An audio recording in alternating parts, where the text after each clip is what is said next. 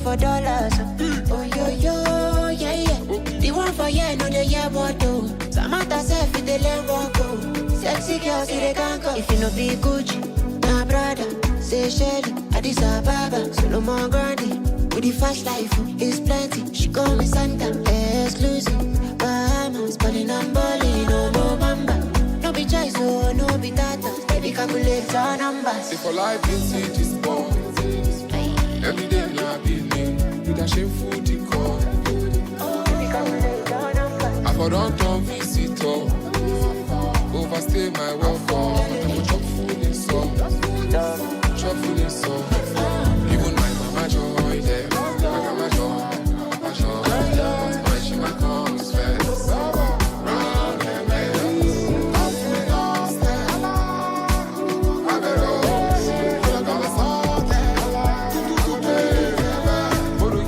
make a good person.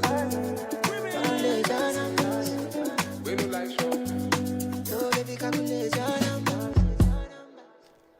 We're 15 minutes into 1 p.m. Central African time. Thank you so much for tuning in to The Upside with Mmatsheko Mosito. I'm in your company and vice versa until 4 p.m. in Central African time.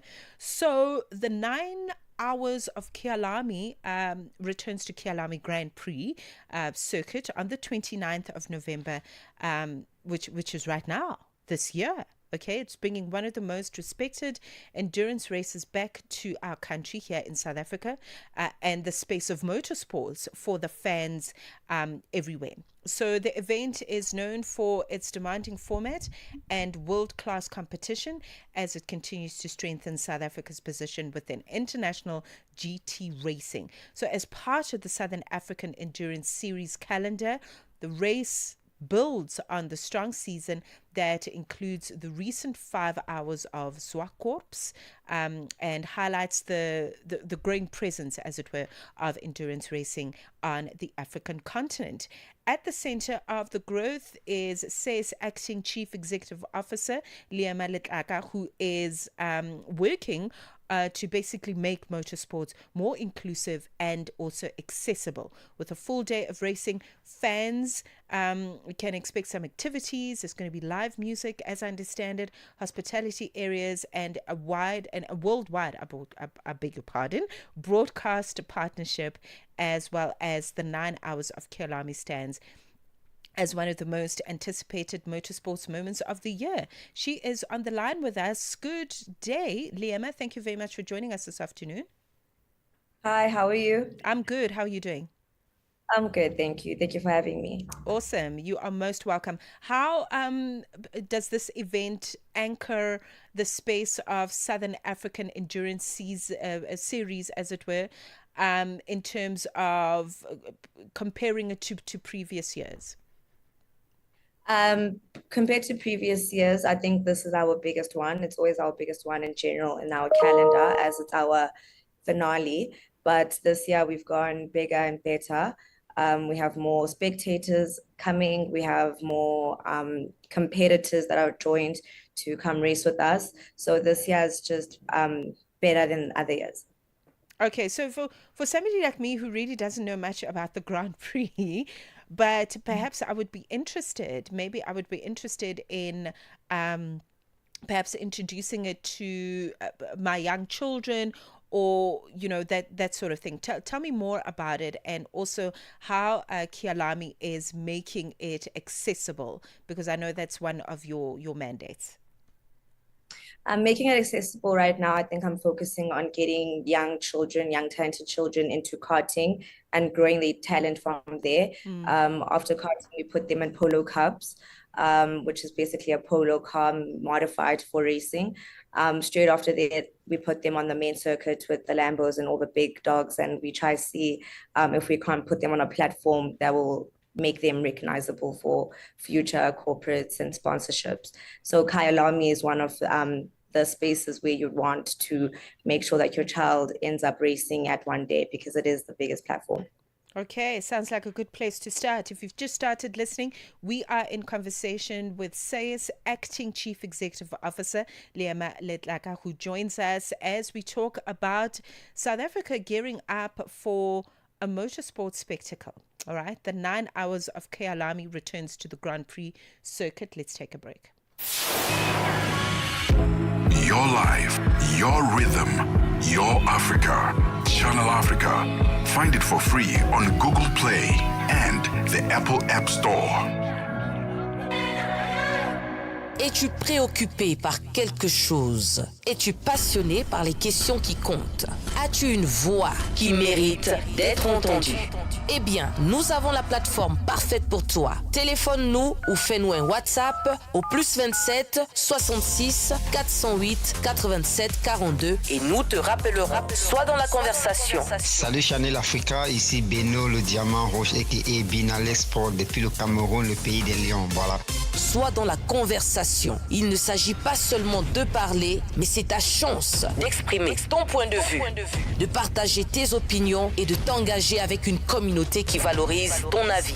Suivez-nous sur les réseaux sociaux, visitez notre site www.channelafrica.co.za et préparez-vous à partager vos points de vue sur Channel Africa, la perspective africaine. The Upside. On the Upside. Your voice matters. 21 minutes past 1 p.m. in Central African time. So as you and I speak, 9 hours of Kyalami it stands as one of the most anticipated motorsport moments on the calendar for the year 2025. We are speaking to Chief Executive Officer in the space, that is Liema Letlaka, who joins us as the acting CEO. I beg your pardon. So we're just talking about this event and how she is using the space, she and the team, of course, using the space to make it more accessible and also to invite you for the upcoming series, as it were. Liema, let's talk about the grid walks, the paddocks access, and some of the other activities. You mentioned the karting, etc., but what else is going to be happening as part of this bespoke event? The grid walk, there'll be grid walk access, which puts you right in the front line just before the endurance race starts. The endurance starts around 1 o'clock, but before that, we have smaller races that people can come watch as well. So the grid walk will be all the drivers and their teams parking and just gearing off to start the 9 hours. With grid walk access, you can go in, speak to the drivers, get to know them better. With the paddock as well, there's like pit lane access. So that's when during the 9 hours, you can walk around the pit walk, get to interact with the mechanics. Children love doing that. They get to ask mechanics about cars, how they wired, how they run. It's always a hit with the kids. Okay, sounds wonderful. I want to just us to go back and delve deeper into making motorsport more accessible and family friendly and culturally resonant and all that. Why do you think that is important at this time? It's important to make it accessible because motorsport is an expensive sport. So not your everyone can be able to finance or fund themselves for motorsport. So to make it accessible, I'm speaking to government and sponsors just to help kids that are talented and want to be in those spaces. Yes. Sorry, what is the second question? The second question is, how do we then encourage young people to view motorsport as a viable career and a passion that they can take forward? Yeah, that's all about awareness, and I don't think we speak about motorsport early on with kids. I think that they don't know that it is a career path that they can be in, even if they're not the driver, but in the background. So awareness, speaking to kids, especially the grade 10 learners who have just chosen these subjects, and encouraging them that STEM can get you into motorsport. You can be a dietitian, an analyst, a mechanic, an engineer, so many other things. I think that's the conversation that we need to have with the youth. That is fascinating, that there's a whole value chain behind it. Okay, so the role of an event such as this one, I would imagine, impacts and boosts a lot of other sectors that are supporting. So local tourism, hospitality, etc. Tell us more about the impact in those supporting fraternities. Some of our competitors come from Mozambique and all over Africa to come compete, especially for the 9 hour. So that comes with their whole family. They booking hotels, they stay a long time, they do sightseeing. So that's where it boosts the tourism and the economic standing of South Africa, just having people come in for one thing, but end up doing so many other things. Right. Okay. Sounds wonderful. We're looking forward to it. Just give us the dates again, Liama, in terms of when we can attend the big 9 hours of Kyalami. The date is the 29th of November. Tickets are sold through CompuTicket and through our website, which is www.sas.com. And all our social media platforms are sas.racing, and that's where you can gather more information. Okay, SAS, I beg your pardon. There we go. SAS. Yes, thank you very much. Liama, it's also wonderful to catch up with you. All the best for the 29th. We're counting down the Saturdays. Thank you so much. Thank you. That is the voice of SA's Acting Chief Executive Officer, Liama Letlaka, and we're talking about making motorsport accessible, but also the upcoming 9 hours of Kyalami. So perhaps something you want to expose yourself to or expose your children to. It's a wonderful event. We're 25 minutes past 1 p.m. The Upside, live and real. Avec elle, j'étais au 7e ciel. Par la suite, je faisais plein de mauvais rêves où elle me disait que c'était fini entre nous, ça me donnait des raisons valables. Mais tu sais, c'est quoi le pire?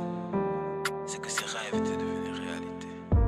Après tant d'années, quand je l'ai revu, mon cœur a fait boum boum. Je me suis posé un tas de questions qui m'ont mené à la conclusion que dans le fond, je ne l'ai jamais oublié. Mes sentiments, j'aimerais bien les bafouer, mais y a des choses que je suis obligé d'avouer. Comme le fait que tu ne seras jamais à moi. Aujourd'hui tu es là mais demain tu seras dans un avion. Tu dis que tu m'aimes mais tu t'endors dans les bras d'un autre. Ainsi va la vie. Dis-moi à quel moment je devrais croire que t'es pas comme les autres. Baby tell me. Je te pose des questions dont j'ai les réponses. Et je veux voir si tu vas me mytho. Et tu n'as fait que me mentir. Pendant que les soirs tu dors dans sa maison. Moi je suis dans une bataille entre le cœur et la raison. Pendant que les soirs tu dors dans sa maison. Moi je suis dans une bataille entre le cœur et la raison. Et j'entends mon cœur crier oh. Est-ce que ça c'est le destin? Et j'entends la raison qui me dit laisse tomber, car c'est déjà la femme d'elle. J'entends la raison qui me dit laisse tomber, car c'est déjà la femme d'un autre. Entre nous c'était si spécial, et ça frôlait l'illégal. On était pour mais c'était pas assez pour nous. Il était déjà dans les bagages. J'ai dû faire un choix entre mon cœur et ma raison. Je vois bien que tu m'en veux, mais je suis déjà dans sa maison. Bébé, dis-moi que tu m'aimes. Avec lui, ce n'est pas la même. J'ai troqué notre amour pour une traîne. On est passé de l'amour à la haine. Je te vois partout, partout. T'étais mon tout. Mon bébé, dis-moi que tu m'aimes. Dans tes yeux, je vois tellement de haine. Pendant que les soirs, je dors dans sa maison. Je suis dans une bataille entre le cœur et la raison. Pendant que les soirs, tu dors dans sa maison. Moi je suis dans une bataille entre le cœur et la raison. Et j'entends mon cœur crier oh. Est-ce que ça c'est le destin? Et j'entends la raison qui me dit laisse tomber, car c'est déjà la femme d'elle. J'entends la raison qui me dit laisse tomber, car c'est déjà la femme d'elle. Baby Jouka, là je suis touché oh. Je ne peux pas zouker. Baby Jouka, oh.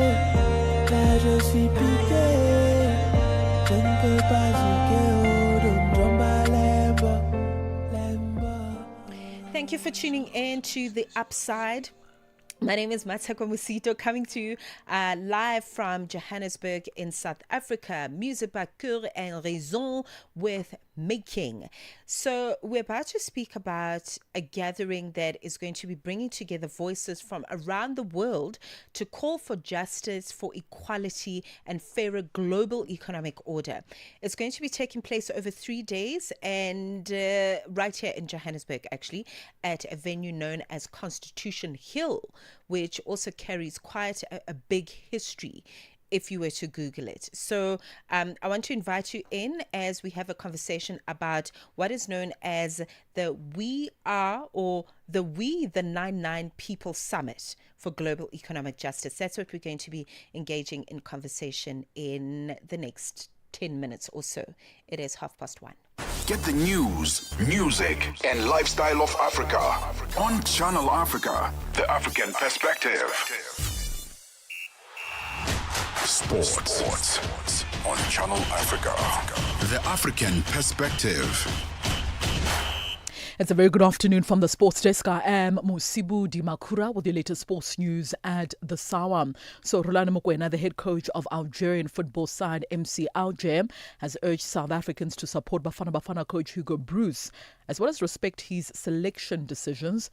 Now, speaking during a Q&A with the South African Football Journalist Association this week, Mokoena was asked about Broos's decision to omit attacker Temeko Siloch from the recent national team selection. He emphasized that Broos has earned the right to make such calls, having guided Bafana Bafana to qualification for both the Africa Cup of Nations tournament this year, as well as the FIFA World Cup next year.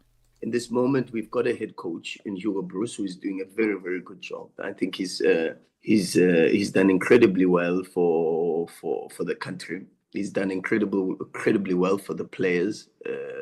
There's a very strong sense of trust and a good rapport between him and the players. And that's very, very important at this level. And I think we've just got to continue to go in the direction that he has chosen. It might not necessarily be a direction that I, for one, agree with, or maybe you agree with on many, many aspects. On to some football, staying with football news. So Nigeria, as well as the Democratic Republic of Congo, will meet in Sunday's World Cup playoff final in Rabat in Morocco, with the winners advancing to March's FIFA Intercontinental Playoff and also keeping their FIFA World Cup 2026 dream alive. The match will be played at the Stade Prince Moulay Al Hassan Stadium, and kickoff is at 8 p.m. Central African time on Sunday. Now, the Super Eagles arrive with momentum after a dramatic 4-1 extra time victory over Gabon. The three-time African champions have now put themselves 90 minutes away from the Intercontinental Shootout that also now offers Africa's 10th ticket to 2026. Opponents, the DR Congo, advanced the hard way, edging Cameroon 1-0 thanks to a stoppage time finish from captain Chancel Mbemba.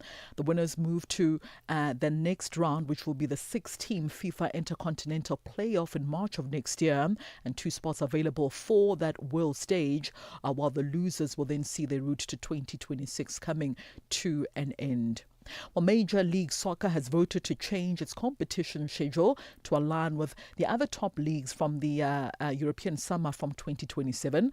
Now, the MLS season currently operates from February to December, and the switch to the summer to spring format then marks one of the most significant developments since the Northern American competition's formation back in 1995.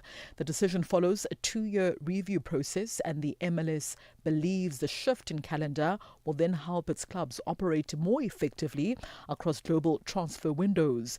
The alteration is also designed to reduce clashes with international fixtures and European summer tournaments, with the end of season playoffs moving to May, when the US domestic sports calendar is less crowded and the weather is milder. So, in addition to the new calendar, the league owners also voted to update the regular season format to a single table competition, and also said research showed 92% of the fans were in favor of this move. On to netball news now. South Africa's national netball team will kickstart the 2026 season with a Spa Challenge series against the Vitality Roses of England in January at the Ellis Park Indoor Arena in Johannesburg in the Gauteng province. Now, the last time South Africa faced England at home was back in 2023 during the Quad Series in Cape Town, before then facing them again during the Netball World Cup at the same venue. Head coach Jenny van Dijk has already faced the Vitality Roses twice during the Netball Nations Cup back in 2024, where she lost 61-55, then won 61-59. The two nations will play each other between the 29th of January and the 1st of February 2026 at the Ellis Park Indoor Arena, with the English set to arrive in South Africa 2 weeks earlier.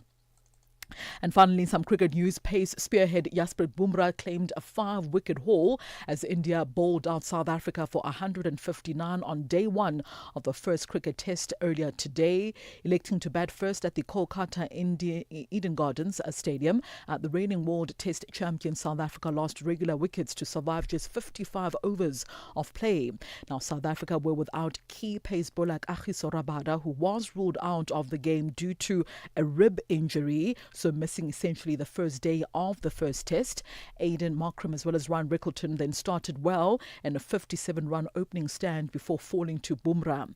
India then seized control of that match with spinner Kuldeep Yadav as well as fast bowler Mohammad Siraj taking 2 wickets apiece. So it's currently stumps on day one of the first test out at Eden Gardens. It was India who got to 37 for the loss of 1 wicket after 20 overs. Action will resume tomorrow on day 2. India still trading South Africa by 122 runs. Well, that is a wrap from the sports desk at the Sawa. For any sports stories you'd like to share with us, send us an email to newsroom@channelafrica.co.za. Remember as well to give us a call on +27 11714 4459. The time has just gone 13:36 p.m. Central African time. I'm back with more sports news in the next hour. For Channel Africa Sport, I am Musibudi Akura. Sports on Channel Africa. The African Perspective. Parlez-vous couramment le français? Êtes-vous passionné par la radio? Et êtes-vous qualifié pour travailler en Afrique du Sud? Envoyez-nous votre CV et vos 3 minutes démo en MP3 à @channelafrica.co.za pour avoir une chance de rejoindre la famille Channel Africa. Si vous n'avez pas de réponse après 14 jours, cela signifie que vous n'avez pas été retenu. Channel Africa, la perspective africaine. 13:37, Chandu Goligege standing by at the business desk with the latest. Business news on Channel Africa. The African Perspective. Thank you, Mmatsheko. Good afternoon. Senegal's finance ministry told investors it will pay back its debts and continue its talks with the International Monetary Fund, the IMF, as the nation braces for a key credit rating decision from S&P Global. In a statement sent to investors, the Ministry of Finance and Budget says it was resolutely committed to its dialogue with the fund. The statement further states that the country reiterates that it will continue to honor its obligations as they fall due and is progressing adequately on the implementation of its financing plan for 2026. A wage agreement has been reached between airline FlySafair and the SA Cabin Crew Association. This brings to an end the almost 2 weeks industrial action that saw the employer locking the workers out. FlySafair says the signed agreement is a 4-year wage increase of between 6 and 6.9% and a guaranteed 7.5% increase. The workers had initially demanded 15%. The union's president, Christopher Shabangu, says SACA has since made concessions as they move to accept the tabled 4-year wage agreement. For the first year, which is this year from July to next July, is 6%. And then for the year after that, it's going to be 6.5%. And it's going to go to 6.7%. And then it's going to go to 6.9% for the last year. That's just on the wages. And then again, they have that daily allowance of 30 rands that's going to be per sector. And they're going to have the 7.5 annual bonus, which is an introduction for the first time. They're also going to have the sign-on bonus, 15% sign-on bonus once all. South Africa's Auditor General Tsakani Maluleke has confirmed that her office has issued the first certificate of debt on an accounting officer. The move by Maluleke is empowered through the Public Audit Act, which extended the AG's powers of sanction in 2019. The certificate of debt amounting to $298 million has been imposed on the municipal manager at the Ngaka Mudiri Mulema District Municipality in the Northwest Province. Maluleke says this follows years of ignored warnings around a certain water tankering contract dating back to 2019. In 2021, we gave a recommendation and put it into the audit report. Later, when we realized that the recommendation was not being appropriately implemented, we then took remedial action, and this was in late 2021 with a requirement for action to be taken and concluded by the end of April 2022, and still no action was taken. So what we did was we then notified the accounting officer of this certificate of debt on the 13th of October 2025. With less than 10 days to go before the G20 Leaders Summit in Johannesburg, South Africa, Minister in the Presidency, Khumbudzo Ntshavheni, has declared that preparations are on track and the country is ready to host the first ever G20 Summit on African soil. The minister was briefing the media on Thursday regarding the outcomes of a cabinet meeting held recently. It's for us, it's not unique. Their absence is not unique to South Africa. And they can say all sorts of things, but we are hosting the G20. A number of leaders and countries are participating fully, and we are confident that we should achieve what we call a declaration from the summit. But also I serve in the security cluster. The security cluster is also ready. We have had the G20 as indicated. We've had more than 130 events. They've been incident-free. And South Africa has successfully hosted previous events, and we are confident we'll deliver on this. UK Chancellor Rachel Reeves has decided against raising income tax rates at the budget on the 26th of November. In recent weeks, Reeves had given strong indications she would increase the rates, a move that would have broken Labour's election manifesto promise not to raise the basic, higher or additional rates of income tax. However, Reeves has decided against taking the step, partly due to better than expected economic forecasts. Instead of raising income tax rates, the Chancellor could opt to freeze all lower income tax thresholds, the salary levels at which the various rates kick in. Other taxes could also be raised. Now let's shift our focus to financial indicators. $1 in Nigeria is at 1,000 Naira 440, Botswana 13 Pula 63, Kenya the dollar is 128 shilling 27, Zambia 22 kwacha 55. BRICS countries, $1 in Brazil is at 5 real 29, in Russia 80 rubles 86, India 88 rupees 71, China 71.10, South Africa 17 rand 3 cents. $1 is 76 pence to the British pound and 86 to the euro. Commodities, gold is trading at $4,172, platinum at $1,578 per ounce. The price of Brent crude oil at $63.65 a barrel. That's all for now. For any business stories you'd like to share with us, please send us an email to newsroom@channelafrica.co.za, or you can call us on +27 11 714 4459. For Channel Africa Business, I am Chanduko Ligege. Business News on Channel Africa.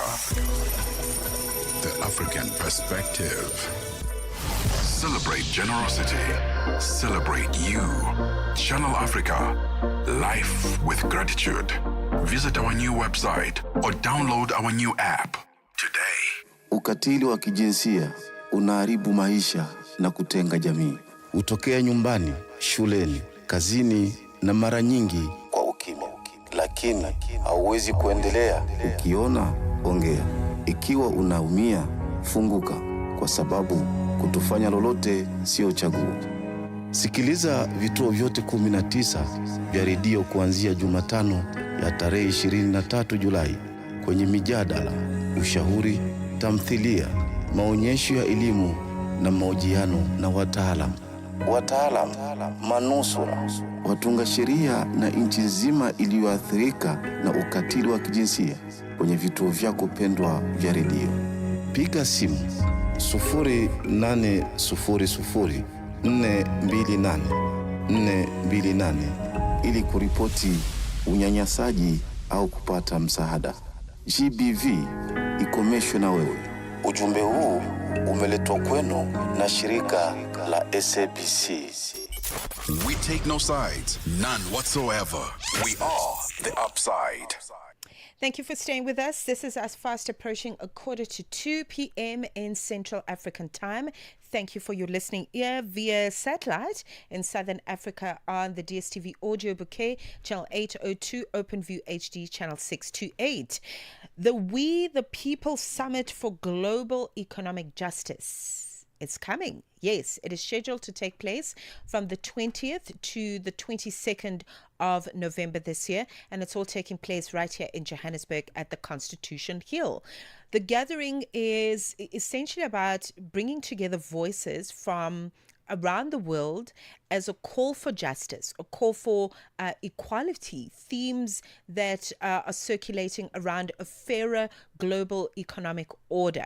So over the next 3 days, as we understand it, this is a program that will explore inequality, shared prosperity, and people-centered alternatives through dialogue, movement, and I love the fact that artistic spaces are involved as well, because, you know, music as a tool for social justice, very important. So that's going to be incorporated as well. The event draws on South Africa's artistic heritage to create an atmosphere that is both thoughtful and expressive as well. So let's talk about it. Let's talk about the upcoming summit and highlight some of the artists that are also going to be on the lineup, like Ipopol Gabigo. As I understand it, Buhle Bendalo is also going to be part of creating space for reflection and action through this particular gathering. Joining me on the line is Njoki Njehu, who is a political advisor, so we can be in conversation. Njoki, welcome to the show. Thank you very much for the time. Thank you for having me. I'm glad to be here. Thank you. Thank you. Let's talk about the summit and what the desired outcomes are about. I think also when we look ahead at the fact that we have a G20 gathering that's coming up as well.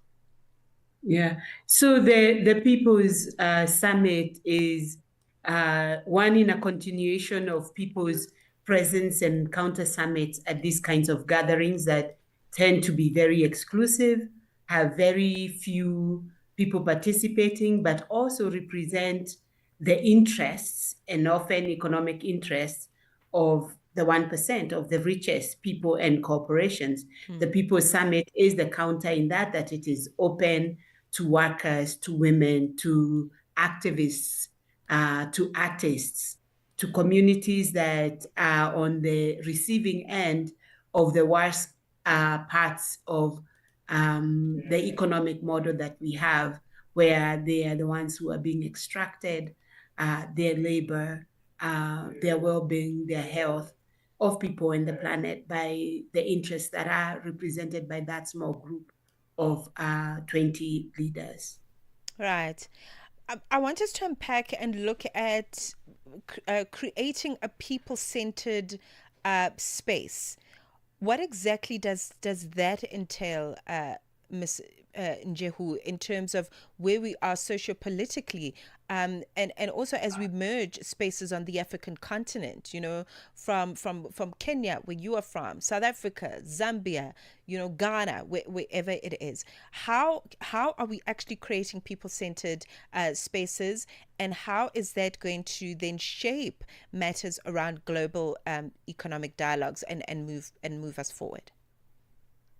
I think as people around the world, across Africa and in the global south, talk to each other and meet, they realize that the challenges that they face, the realities of inequality, the lack of quality and adequate health services, education, clean and safe water, they realize that these are very similar stories. These are very similar realities. So when we come together, we both share our stories because often there's not space to tell our stories, but we also share strategies and we also share their alternatives. People learn from each other.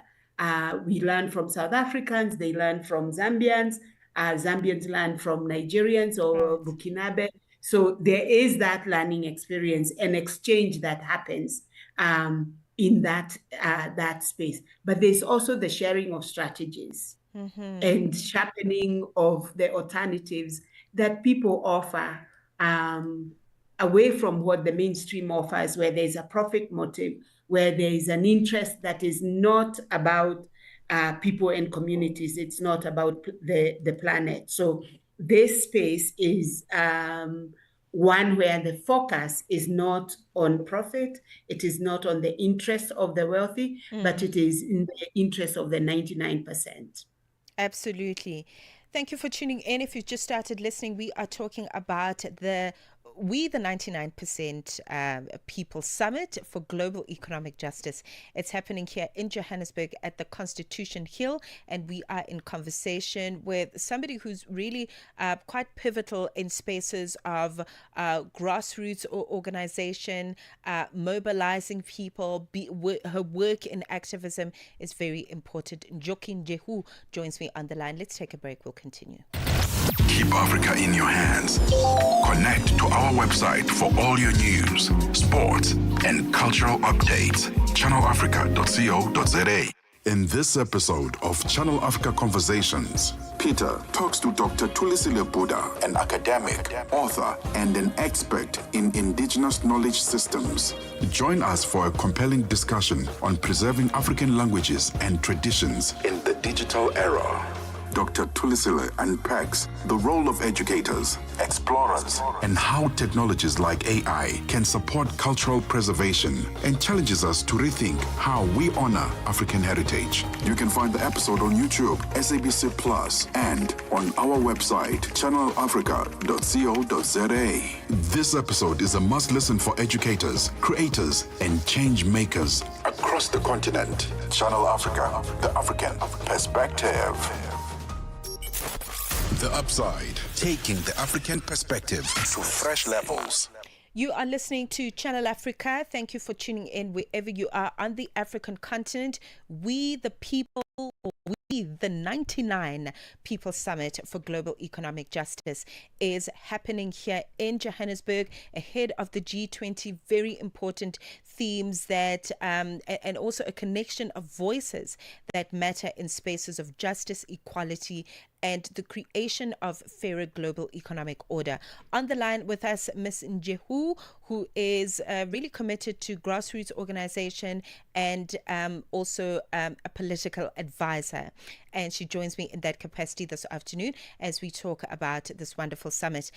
Ms. Njehu, I really admire how you are creating spaces between government, civil society, the creative arts, and making it all one conversation, because it really is, and I think particularly of importance here on the African continent. So let's talk about that. Let's talk about that that triad, if you will. You know, how activists, how workers, you know, young people, artists, everybody, how making it inclusive in that manner is going to shape the agenda in a progressive way.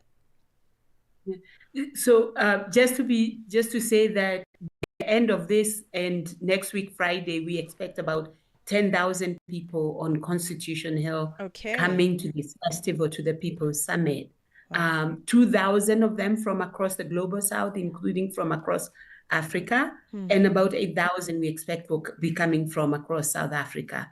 And it is that opening of space, including as many voices as possible, is the difference between these closed spaces where a few experts come together and they're talking about some very, you know, when I flew into Joburg 2 days ago and at the airport, I was seeing all the branding. It is there, the G20 is coming. They're going to talk about they said inequality, sustainability, and I can't even remember the third one.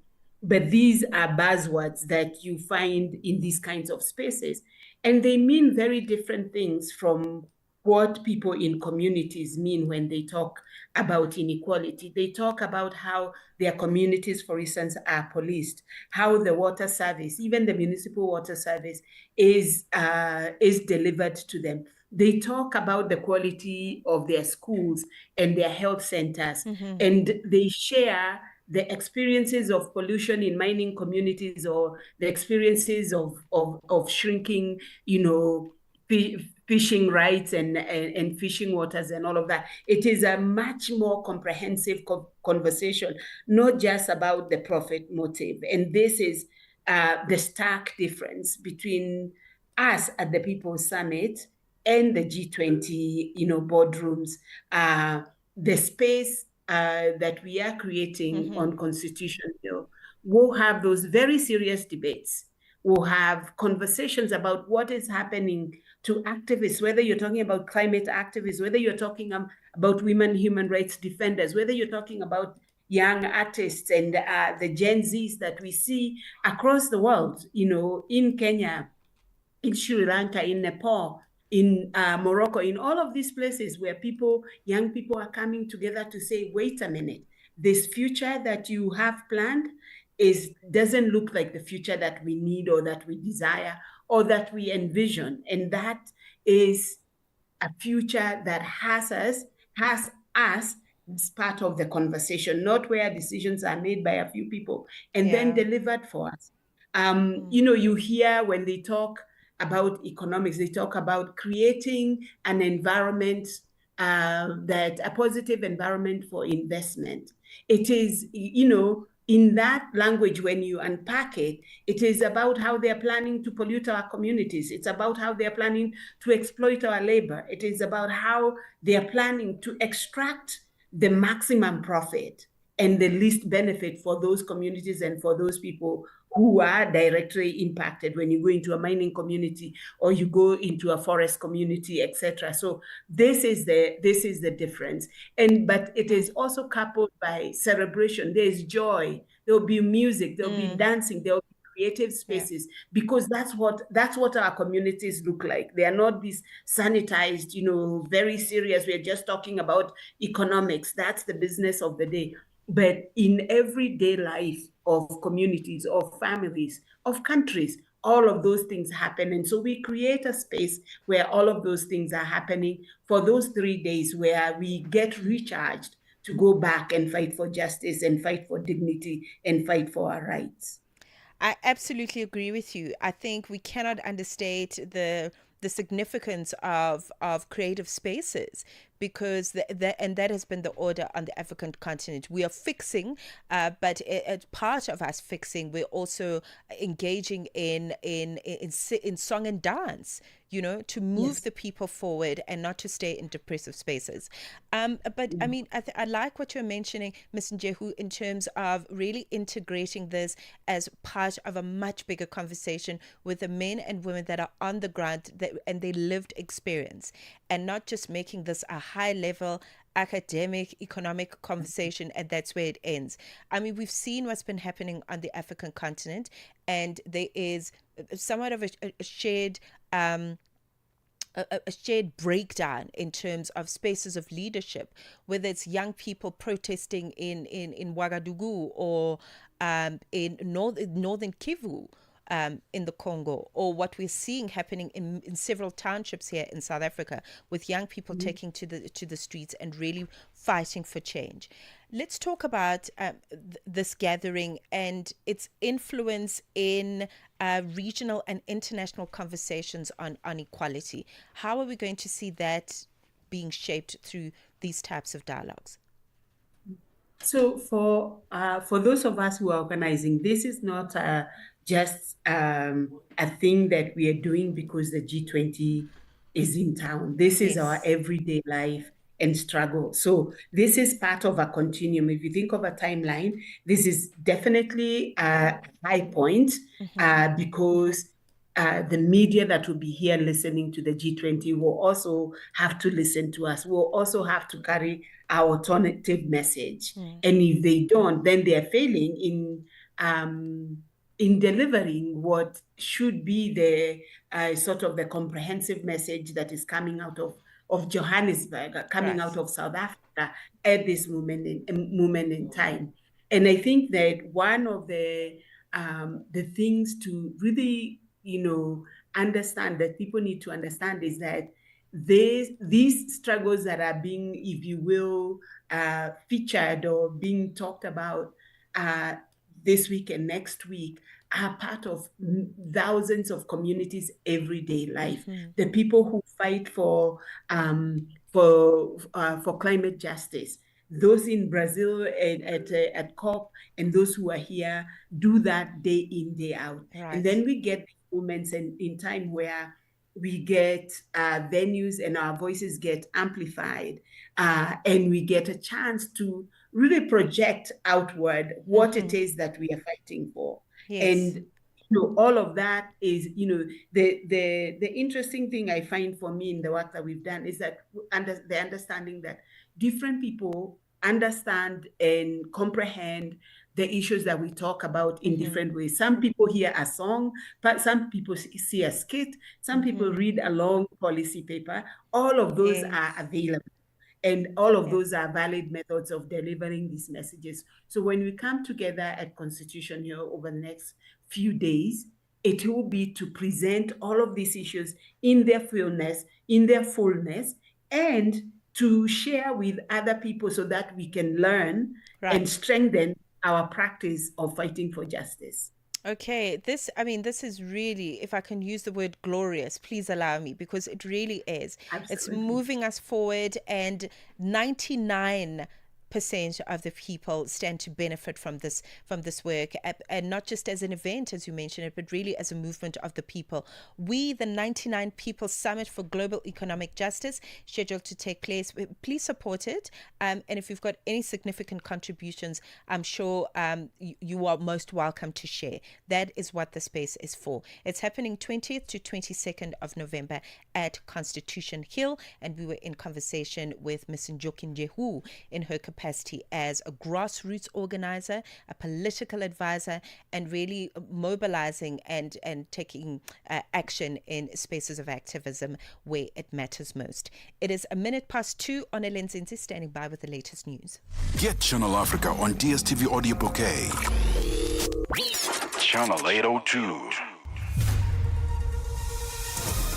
SABC News.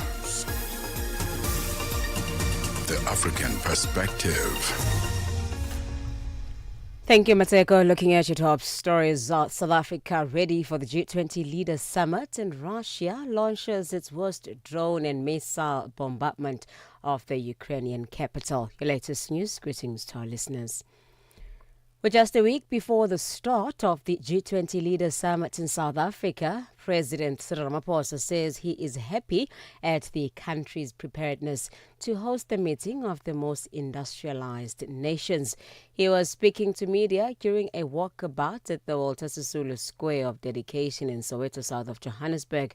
Ramaphosa led the CEO's cleanup campaign ahead of the summit, together with the Johannesburg City Mayor Dada Morero. He later visited the summit venue, the Nasrec Expo Center, to see its state of readiness. The president says so far he is happy with the work that has been done. I'm happy with the work that is being done. There are only 7 days to go before the G20 Leaders Summit, and I'll be going now to where the summit is going to take place to go and see the level of preparedness. But so far, so good. And I'm glad that work is not only being done in the city precinct, it's being done in the greater Johannesburg area, also where our people live. And I am confident, having met with the team that is working on revamping Johannesburg, that this is not a flash in the pan. This is not a once-off process. It will continue even after the G20. The South African Zionist Federation has categorically rejected the torrent of accusations surrounding the group of Palestinians initially denied entry at the Johannesburg OR Tambo International Airport yesterday. The Federation says politicians and media repeated the inflammatory claims that Israel deliberately withheld passport stamps to sabotage asylum seekers. The Federation calls it a toxic narrative that did not appear spontaneously but lit by one person, who is the gift of the givers, Imtiaz Suleiman. In a statement released, the Federation says Israel abolished physical passport stamps for all foreign visitors more than a decade ago, replacing them with a standard electronic entry or exit slip. Every traveller received the slip without an exception. Advocacy group Gun Free South Africa says firearms are now the leading weapons used to kill women in the country, with the proportion of women shot and killed reaching the highest level ever recorded. This follows the killing of 5 women who were shot dead in Cape Town in just 4 days. The organization's executive director, Dr. Stanley Maposa, says if the perpetrators in an abusive relationship owns a gun, the chances of being shot dead are 5 times more likely. When somebody goes to report to the police that I am abused by my partner, questions must be asked, does he have a gun? And the questions must not say, is it legal or illegal? That doesn't matter. Does he have a gun? And then the process of removing that gun should be immediate. Because currently, there are loopholes in that factor, that there are no questions that are asked, and it's not even mandatory to do so. So it's really also tightening the laws of licensing and prioritizing that homes should be gun-free, and there are stricter checks to those that have it.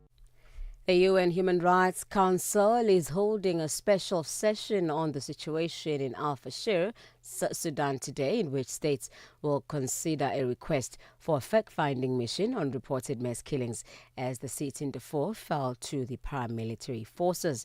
The fact-finding mission, included in a draft resolution, will also seek to identify the perpetrators of violations allegedly committed by the Rapid Support Forces and their allies in Al Fashir. In his opening address to the delegates, the UN Human Rights Chief has urged international communities to act swiftly. And lastly, Russia has launched its worst drone and missile bombardment of the Ukrainian capital Kyiv in weeks and also hit other parts of the country. Ukrainian officials say 5 people have been killed and more than 30 others injured. The 2 other people have also been killed in a drone strike on a market in the Odessa region. The BBC's James Landale. The authorities here report that there was damage across the city in 9 separate districts. So a pretty busy, active night here in Kiev. And as President Zelensky said in his address that he's just made, in his view, it was a heinous attack, a wicked attack, and deliberately calculated to damage civilians and ordinary people here in Kiev. There's nothing about it. Recapping on your top stories, with just a week before the start of the G20 Leaders Summit in South Africa, President Cyril Ramaphosa says he is happy as the country's preparedness to host the meeting of the most industrialized nations. Channel Africa News, I'm Onele Nzinzi. SABC News. The African Perspective. The afternoon conversations continue on The Upside. Lifestyle, culture, and global changes. Right here on Channel Africa, The African Perspective.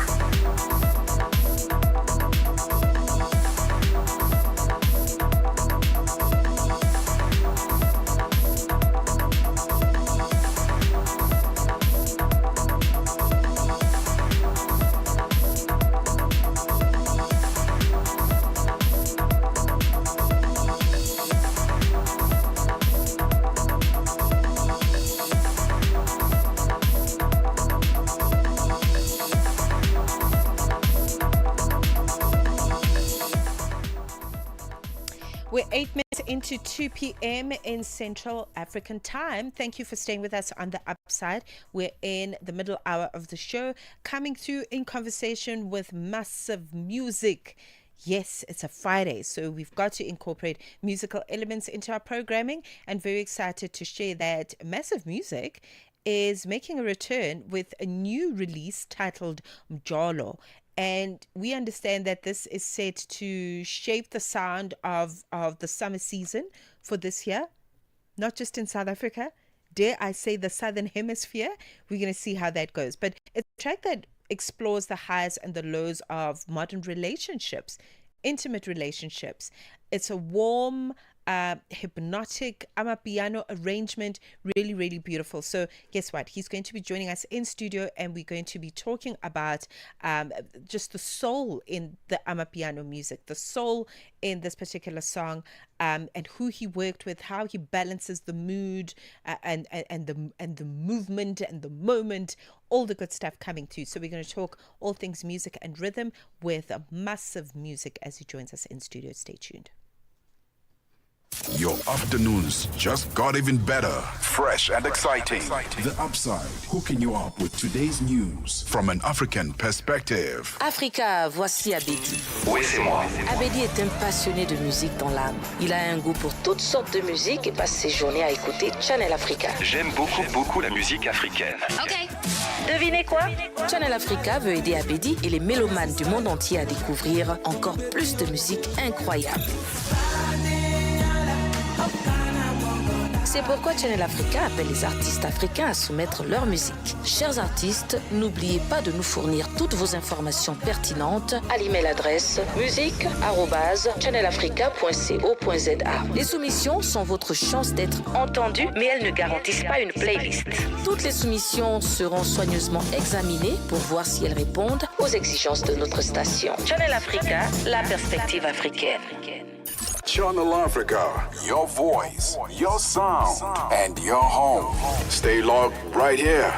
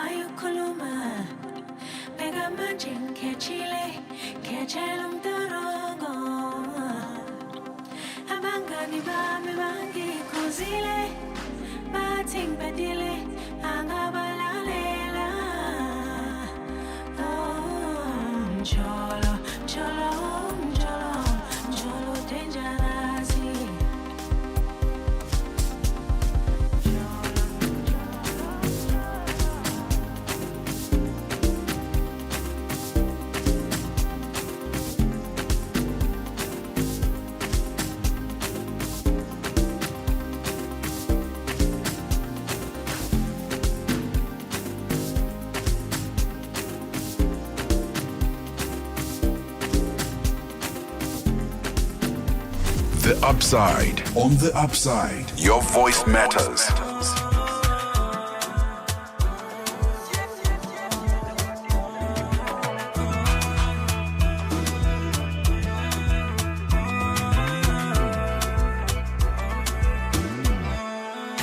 Let me send you my home address.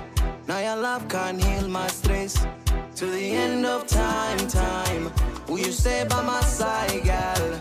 I need you in my lifeline. Let me hold you so tight. I gon' make you my wife, girl. I gon' make you my wife, girl. Give it to me, mama. You drive me crazy, la. Inani fite tala. Anyemunganya woku chara. Give it to me, mama. You drive me crazy, la. Inani fite tala. Anyemunganya woku chara. Baby, no more pretending. I just wanna see you bendy. Baby, no more pretending. I just wanna see you bendy. Baby, no more pretending. I just wanna see you bendy. Baby, no more pretending. I just wanna see you bendy. Come closer. Oh my baby, wingora. Nuriranza guhoza. Penduva Mendoza. Gayo bari rancho koza ukanyemeza. Jenda gachutango tosa uranoza. Inana sinaeza. Imifungo jenda pesa. Give it to me, mama. You drive me crazy, la. Inani fite tala. Anyemunganya woku chara. Give it to me, mama. You drive me crazy, la. Inani fite tala. Anyemunganya woku chara. Baby, no more pretending. I just wanna see you bendy. Baby, no more pretending. I just wanna see you bendy. Baby, no more pretending. I just wanna see you bendy. Baby, no more pretending. I just wanna see you bendy. Baby, don't keep me waiting. Nafata naga konji. Find some time to the twembi, yeah. Binera gushiduka, zinere gukanguka, nizo shaka kwibuka. Give it to me, mama. You drive me crazy, la. Inani fite tala. Anyemunganya woku chara. Give it to me, mama. You drive me crazy, la. Inani fite tala. 17 minutes, I beg your pardon, past 2 p.m. in Central African time. Music by Alik Bulan with Bendi. And of course, we heard the soundtrack for this hour. In fact, the soundtrack for the summer. I take that back. The soundtrack for the summer. Jolo by Massive Music, starting us off in the double play. Massive Music is in studio with his whole entourage. Okay, so if you happen to catch this broadcast live, you can actually watch us in studio on our YouTube page. You can watch us on Facebook as well. We are audio streaming visually there, which is great. So you can see Massive Music in studio because he is here to talk about something wonderful, not just Jolo, but really how the song is set to shape the sound of the summer season, as I'd mentioned. This is a song that looks at modern relationships, what's happening there. The highs, the lows, the good, the bad, the joy, the pleasures, all of it in one song. But also it's beautiful to see young people really just take on this amapiano genre and make it their own. Everyone's just customizing it, making it their own. But what's also wonderful about Massive Music and the new release titled Jolo is it features Hera on the song. And as I understand it, a rising star in the space, very soulful in tone, as you heard, very honest, but just also alive at the same time. So he's here. We're going to talk about the music, how massive it is, and all the good stuff. Massive Music, welcome to the studio. Thank you very much for joining us on Channel Africa. Thank you. How are you? Are you overwhelmed? Yeah. Always. Obviously, I've been preparing for this day. Yeah. You see, so from morning, being ready. Okay, I'm coming here finally. Finally, it is so good to meet you and to hear the song for the first time. debut on Channel Africa. Who's Massive Music? Where did you grow up? How did this music find you?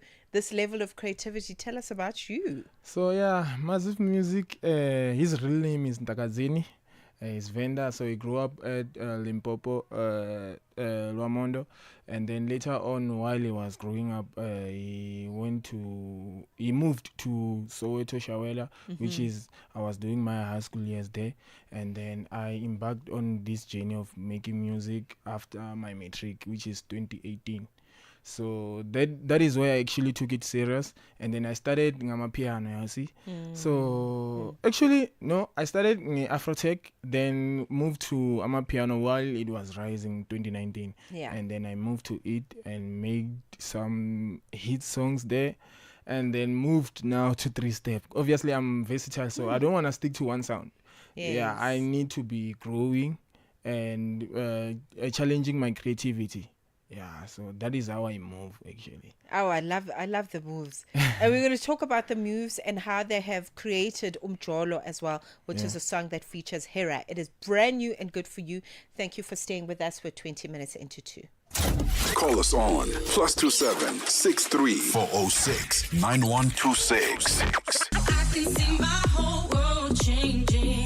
and contribute to the conversation.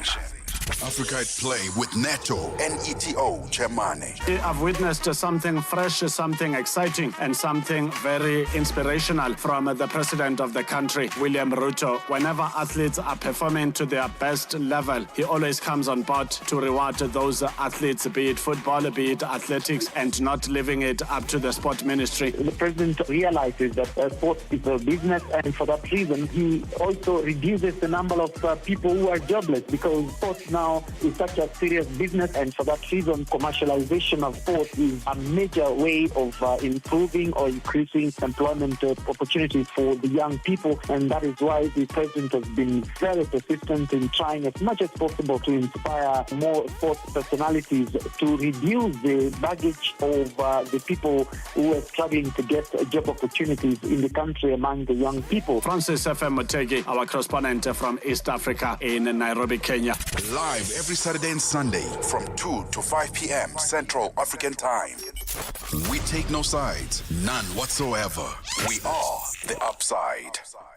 This is the Upside, exclusive to Channel Africa. Did I mention? I don't think I mentioned. Massive Music has a mix for us, okay, that's coming up in this last half hour of the show. So you want to stick around for that so we can hear the talent and where it started and where it is right now. But we are talking to him as a DJ, a producer, just a musician who's very creative in the space of Amapiano. He mentions 3-step, he mentioned his roots in Afrotech, really a versatile artist, and he's shaping the space of Amapiano and making it his own.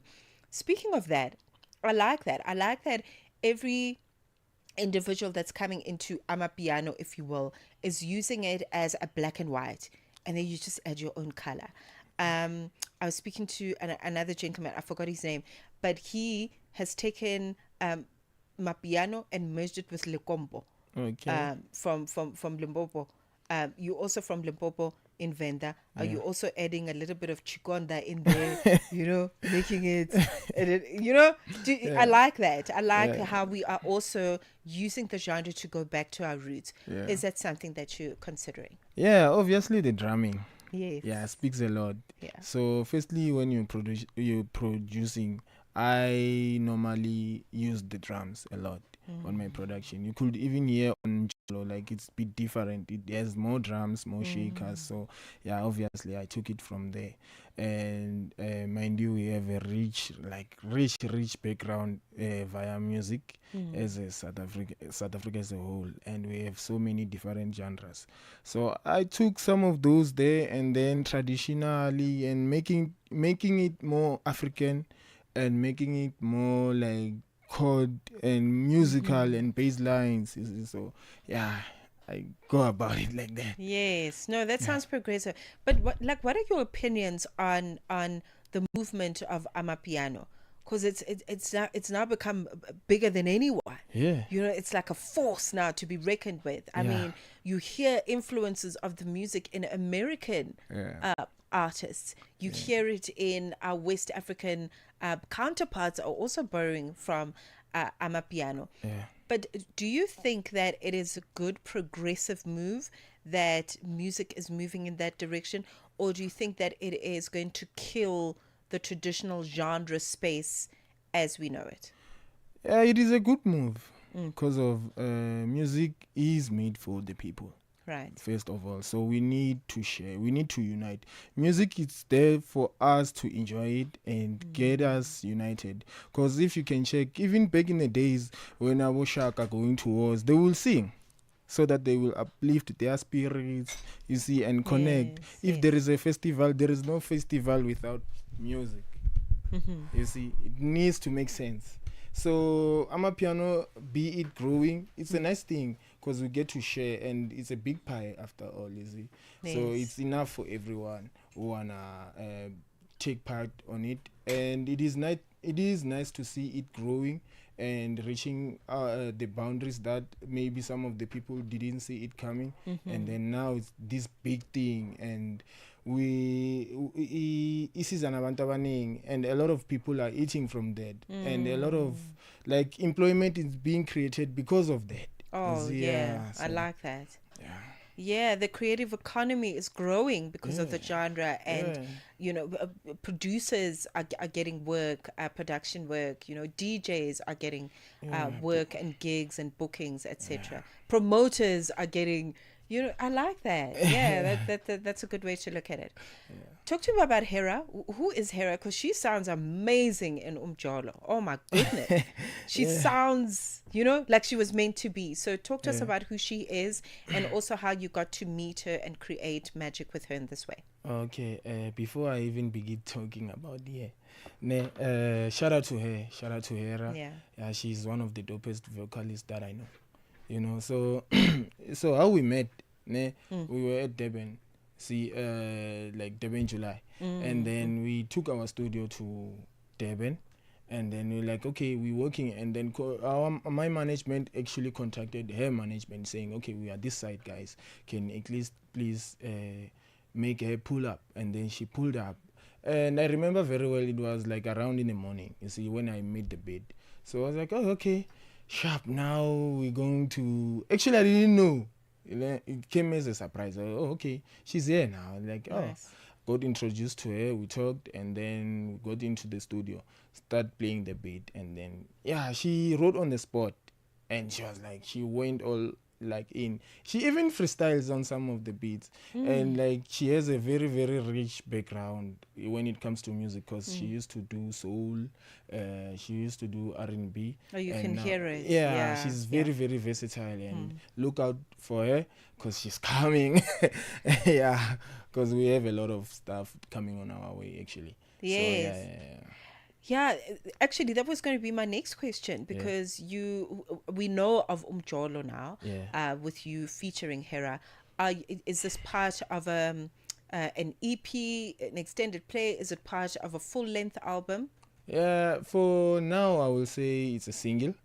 Yeah, but obviously it might lead to a whole project, as it is an introduction. You see, right? So now, currently, but I'm working with AVK and Sapta and Sfazo, J Locas and Saxin, House Escape, Nisha, and a lot of other artists, Bovino and all of them, MFR.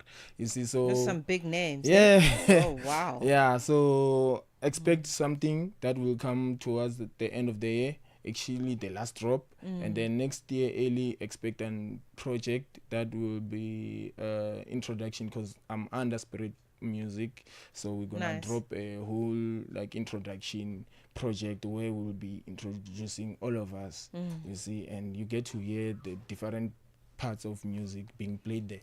Is it a thing though in the Amapiano space? Is it a thing to release a full length album, or does it make more sense from a creative point of view from the producer and perhaps the person that's going to be receiving to just do singles? Does it make sense to actually release a full length Amapiano album?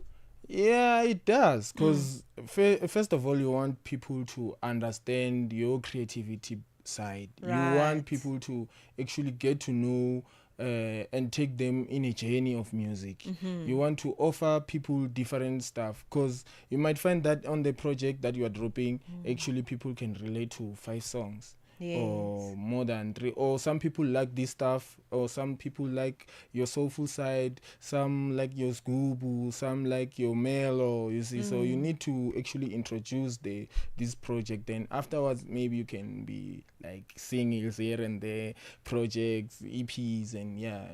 Okay, that makes sense. I mean, it sounds like that is the golden rule in music, is that when you release a full-length album, it really is building a story. Yeah. You know, because I might find several songs that speak to me and create my own story, and my own building blocks. Yeah. Okay, this is fascinating. I'm enjoying this conversation.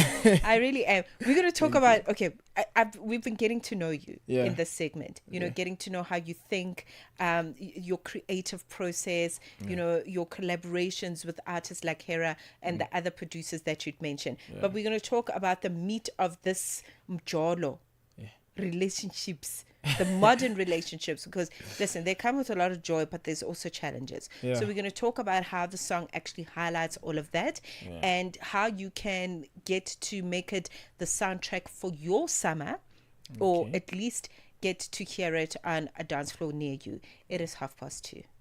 We are on Open Views Audio Bouquet. Channel 628. Sports on Channel Africa. The African Perspective. And it's a very good afternoon from the sports desk. I am Mosibudi Makura with your latest sports news at the Sawa. So Ronan Williams, the captain of the South African men's national football team Bafana Bafana, has reacted to yet another Global Awards nomination after he was shortlisted for the FIFA Best Goalkeeper of the Year.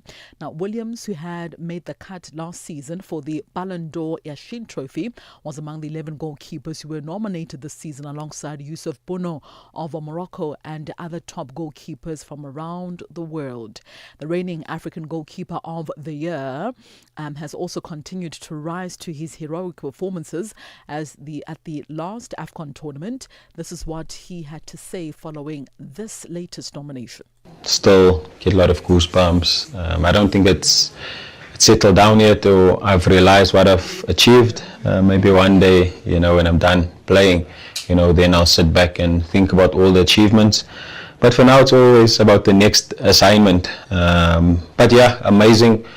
So many people, you know, that helped Ronan get to that level. So many coaches, players. So yeah, it's an amazing moment for me, for my family, and, you know, for South Africa as a whole. Now, Rolando Mokoena, the head coach of the Algerian football side, MC Alger, has urged South Africans to support Bafana Bafana coach Hugo Bruce and also respect his selection decisions. Now, speaking during a Q&A session with the South African Football Journalist Associations this week, Mokoena was asked about Bruce's decision to omit attacker Thembeko Siloch from recent national team squads. He emphasized that Bruce has earned the right to make such calls, having guided Bafana Bafana to qualification for both the Africa Cup of Nations tournament this year as well as next year's FIFA World Cup. In this moment, we've got a head coach in Hugo Bruce who is doing a very, very good job. I think he's done incredibly well for the country. He's done incredibly well for the players.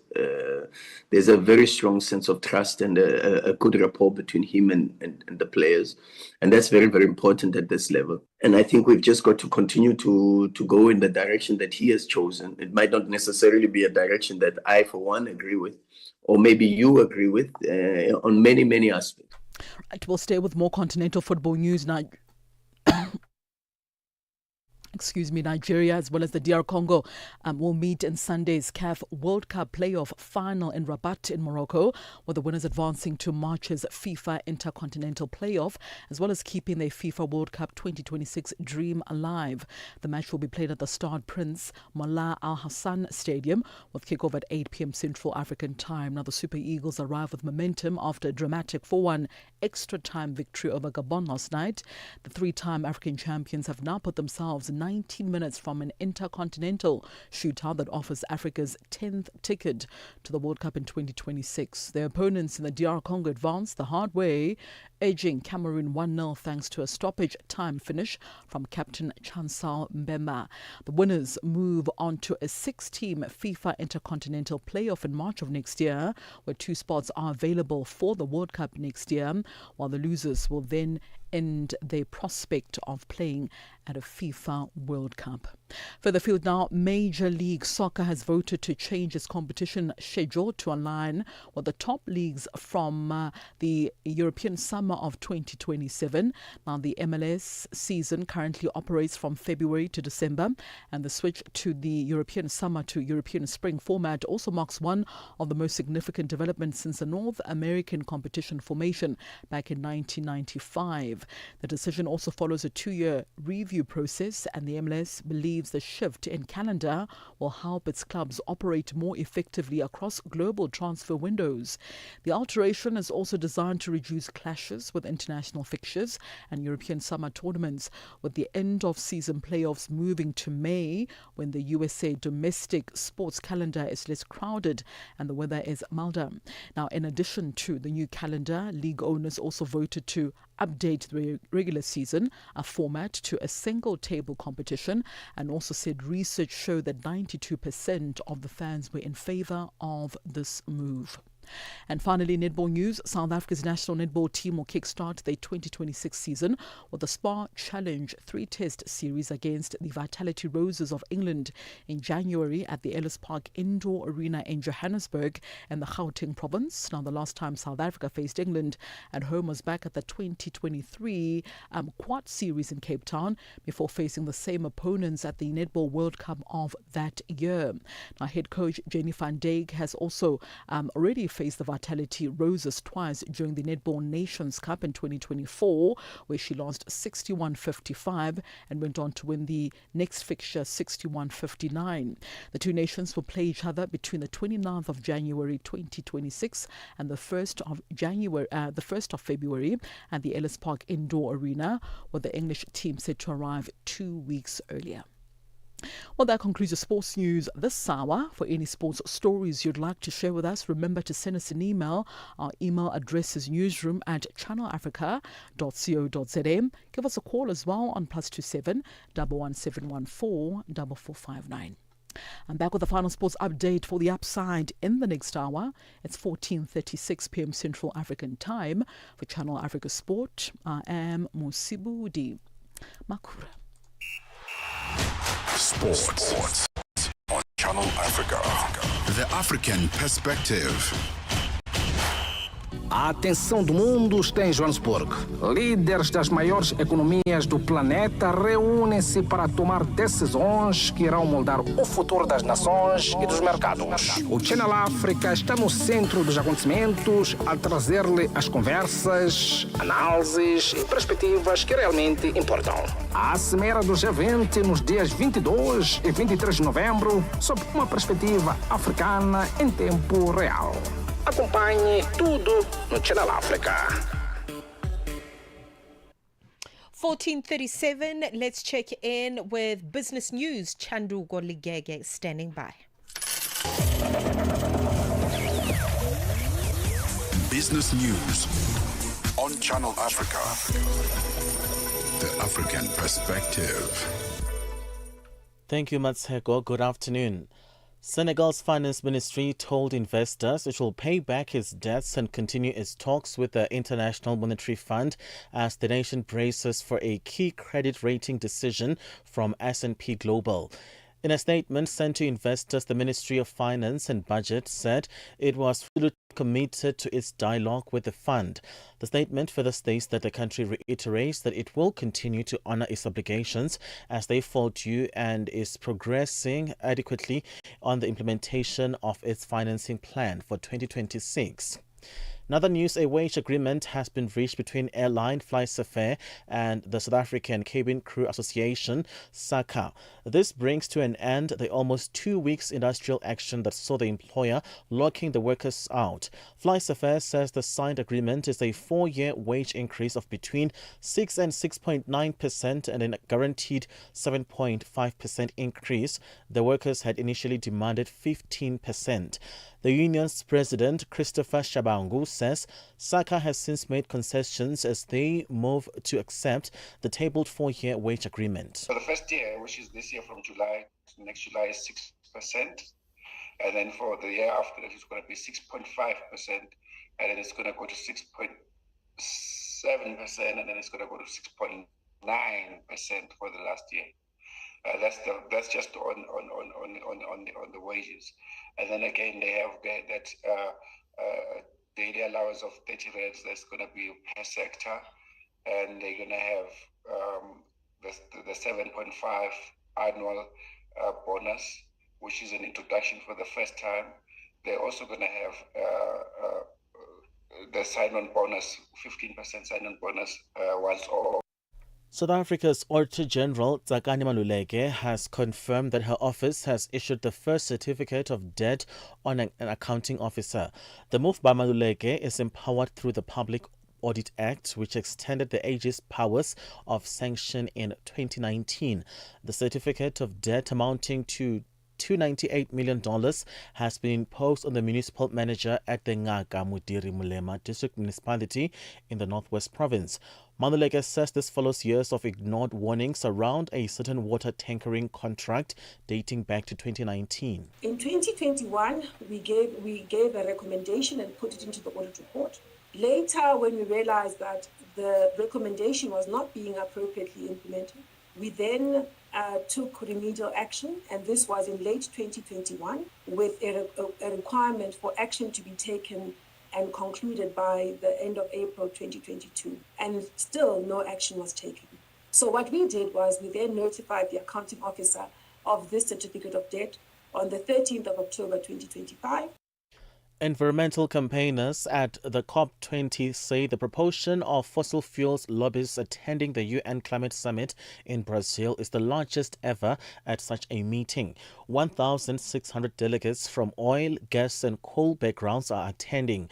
The BBC's Matt McGrath has the details. There are far more fossil fuel representatives here than from the 10 most climate vulnerable countries combined. What worries some observers is the fact that around 600 of the delegates from oil, gas and coal backgrounds are registered on what are termed party overflow badges, meaning the individuals may influence behind-the-scenes negotiations. Despite their presence, their impact is questionable. The most recent climate COPs have seen strong support from countries for transitioning away from fossil fuels. UK Chancellor Rachel Reeves has decided against raising income tax rates at the budget on the 26th of November. In recent weeks, Reeves had given strong indications she would increase the rates, a move that would have broken Labour's election manifesto promise not to raise the basic, higher or additional rates of income tax. However, Reeves has decided against taking the step, partly due to better than expected economic forecasts. Instead of raising income tax rates, the Chancellor could opt to freeze or lower income tax thresholds, the salary levels at which the various rates kick in. Other taxes could also be raised. $1 in Nigeria is at 1,000 naira 440, Botswana 13 pula 63, Kenya the dollar is 128 shilling 27, Zambia 22 kwacha 55, BRICS countries $1 in Brazil is at 5 real 29, in Russia 8 rubles 86, India 88 rupees 71, China 71.10, South Africa 17 rand 3 cents. $1 is 76 pence to the British pound and 86 to the euro. Commodities: gold is trading at $4,152, platinum at $1,552 per ounce. The price of Brent crude oil is at $64.46 a barrel. That is all for now. For any business stories you'd like to share with us, please send us an email to newsroom@channelafrica.co.za, or you can call us on +27 11714 4459. For Channel Africa Business, I am Chanduko Ligege. Business news on Channel Africa. The African perspective. Every voice matters. Every moment counts. Celebrate life with Channel Africa. The African perspective. Now in your pocket. 9 to 12 midday, Central African Time. On the move with Palisa Tau and Benjamin Mushatama. Now, when you go to the hospital, there's medical attention that you need, and that's the only experience you're expecting to have. If you are a transgender person, sometimes those experiences can be marred by the demand of trying to understand your gender, your sexuality, and not particularly getting the assistance that you need. One time, I was sexually abused by someone who used to live next door to my house. So when I went to the police to report, I was in a weave, I was wearing a dress, and when I got there, the police person that helped me said to me, obviously we're gonna rape you because why do you walk around looking like trying to be a woman when you are a man? And after that, the person just walked scot-free. How do you deal with that? Because there's a double barrel abuse there. So it's not even double barrel, there's kind of multi-dimensional forms of abuse. I think one thing that I will tell you about trans people is we are strong, not because we want to be strong, but because we don't have an option. It is what it is. Because the struggles that we face each and every day are like unimaginable. Keeping you on the know and on the move. Whatever you want to hear about today's talk, you can only get it on the Upside. Every weekday, 2 to 5 p.m. Central African Time. 15 minutes to go until it is 3 p.m. in Central African Time, in conversation with Massive Music, because he has released his brand new hit, Mjolo, and it features Hera, the talented Hera, and it really talks about relationships, modern relationships, and navigating those. Inspiration behind the song, tell us about it, Massive. So as I mentioned earlier on, that she wrote the song on the spot. So oh yes, yes, you did mention. And then obviously a lot of us as youth, we're going through a lot in terms of Mjolo. Everyone can relate. Everyone can tell a story. Even my 1K, they can tell their story. Mjolo.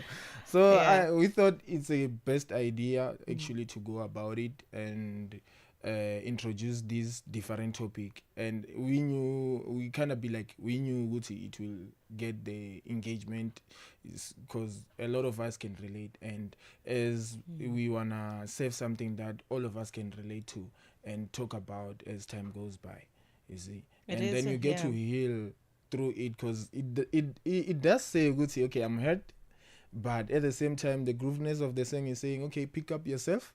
And then towards the lyrics, she's basically saying okay, from here I can move to the next because I've healed. Now I obviously up until that Mshato.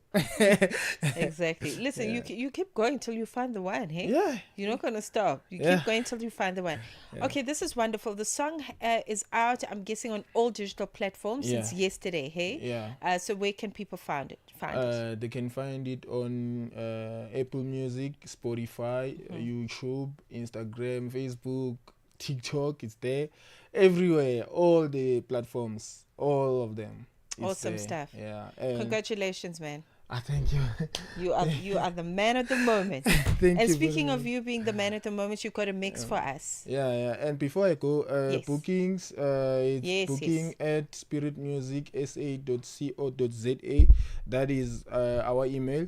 And number phones is 073-267-6981. The second one is 061-815-7643. And on my socials, you can find me on Instagram, massive_official, and at Facebook it's Massive Music, TikTok it's Massive. And guess what? Tomorrow we're gonna be taking a music video for it. So yeah, we're online. We're gonna be providing more content. Yeah, we're going higher. So yeah. Oh, that's beautiful. Yeah. Oh, thank you for that. So that number we book you for, that's for DJ bookings. Yeah, hey? DJ bookings. Okay, nice one. And any other business related engagements?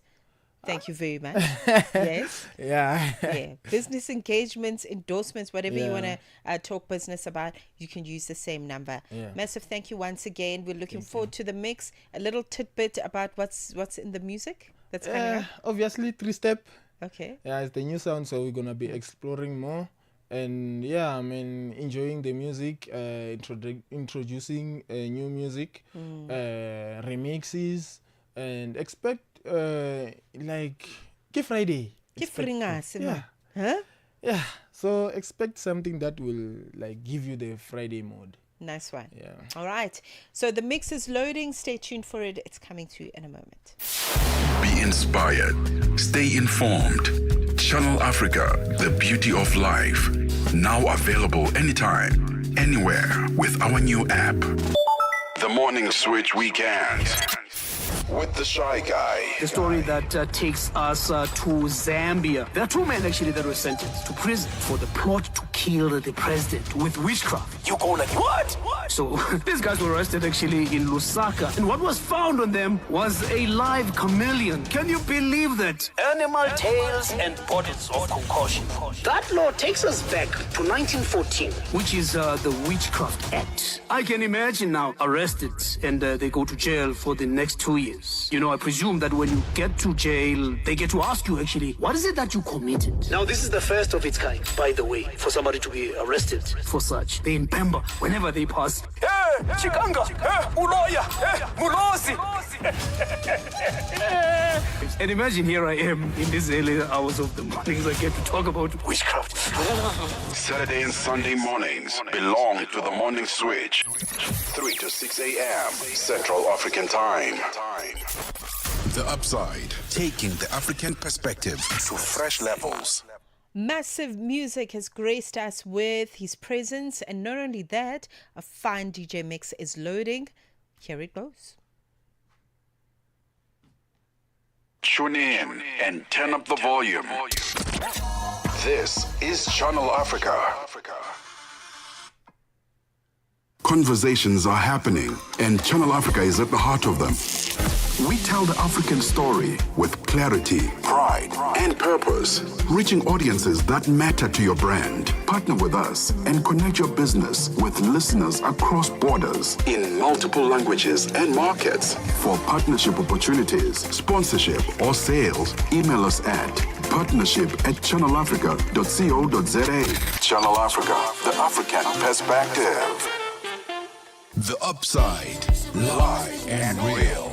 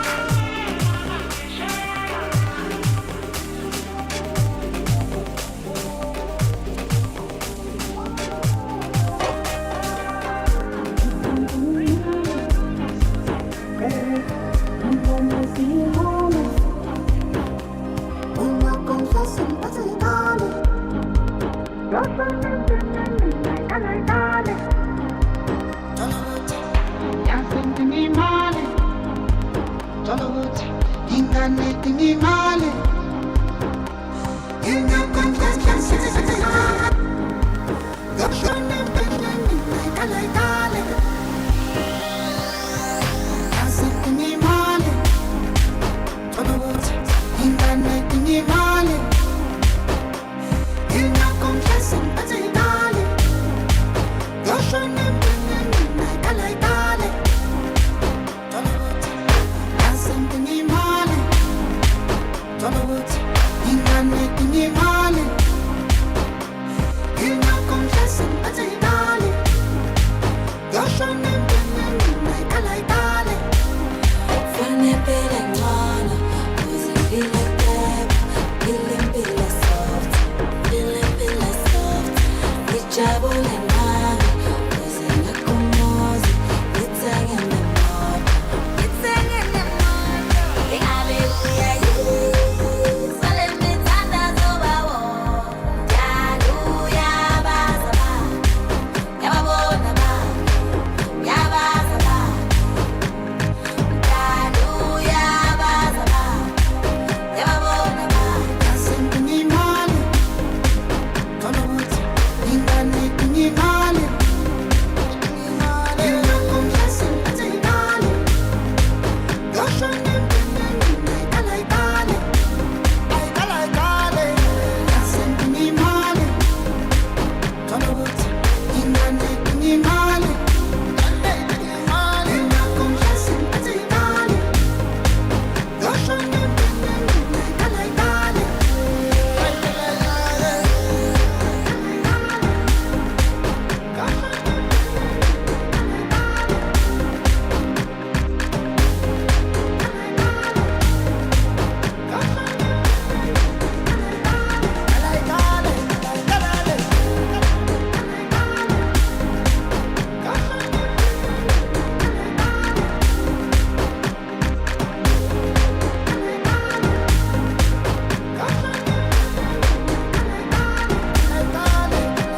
Awusenda noma 100K ingane isidingo cash and carry mabuthini maluthini mina bangani yabasi vele baqina ngesiphathi usando lamama yalasi lwenze indoda ibe starch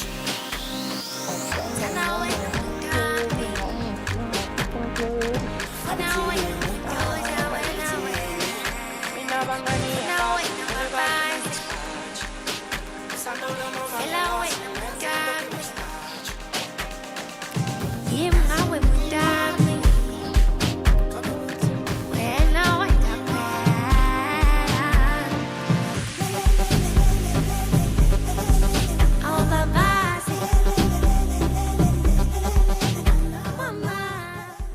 So Happy Friday is not just a phrase on the upside, it's actually a lived experience. Happy Friday to you.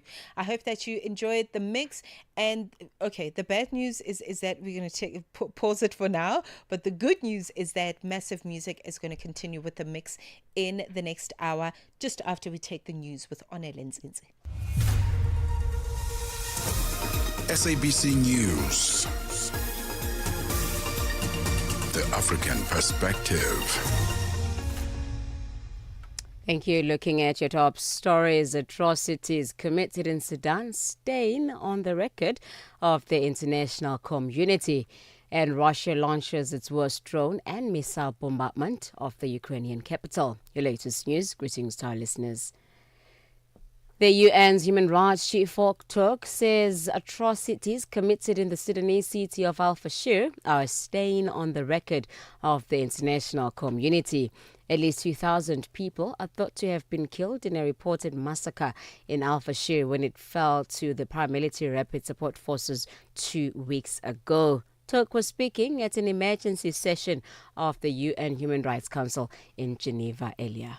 The atrocities that are unfolding in Al-Fashir were foreseen and preventable, but they were not prevented. They constitute the gravest of crimes.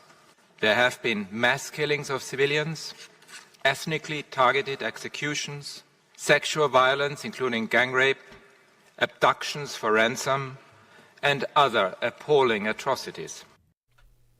South Africa's President Cyril Ramaphosa says government is addressing the issue of Palestinians who are stranded in South Africa with the Department of International Relations and Cooperations, the Home Affairs and intelligence officials involved. At least 153 Palestinian passengers were now not allowed to disembark from an aircraft because they did not have proper documents.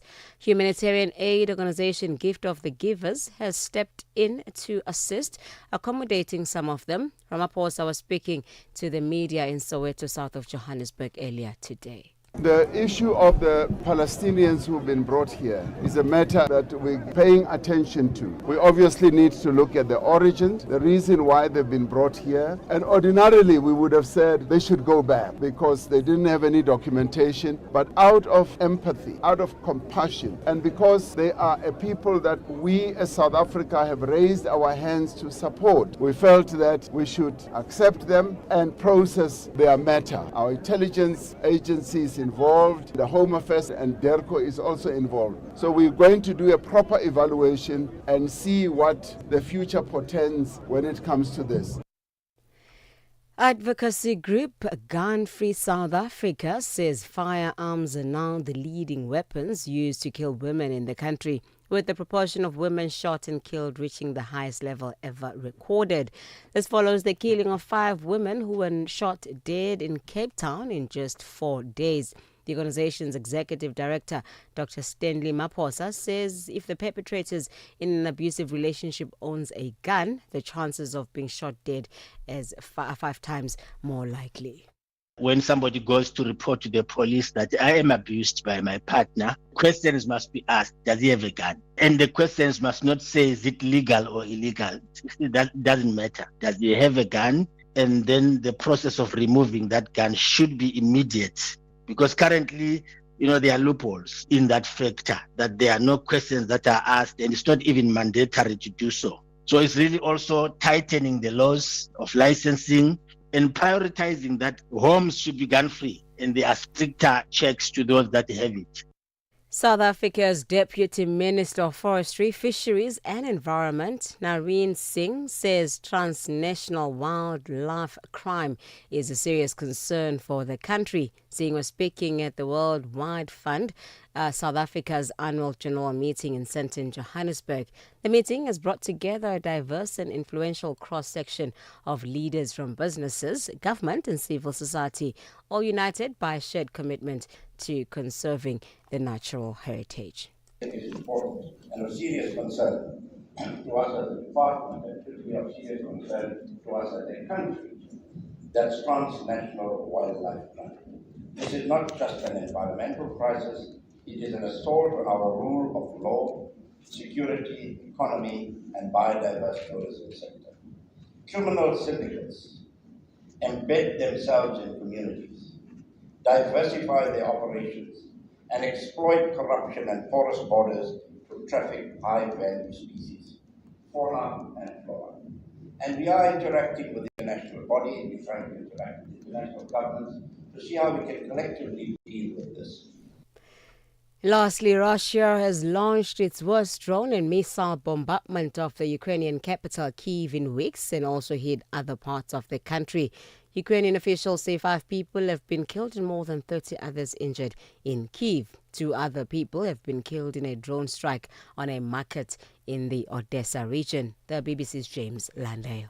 The authorities here report that there was damage across the city in 9 separate districts. So a pretty busy, active night here in Kiev. And as President Zelensky said in his address that he's just made, in his view, it was a heinous attack, a wicked attack, and deliberately calculated to damage civilians and ordinary people here in Kiev. There was nothing military about it.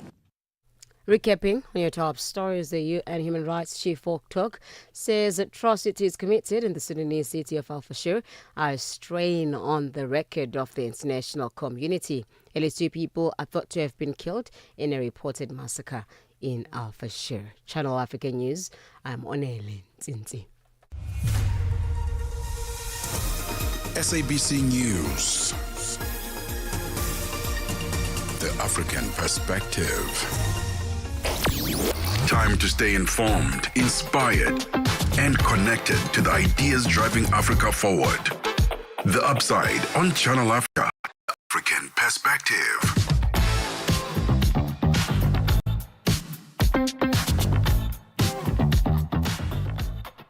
7 minutes into 3 p.m. in Central African Time. You are in luck. Part 2 of the mix with Massive Music is loading in a bit.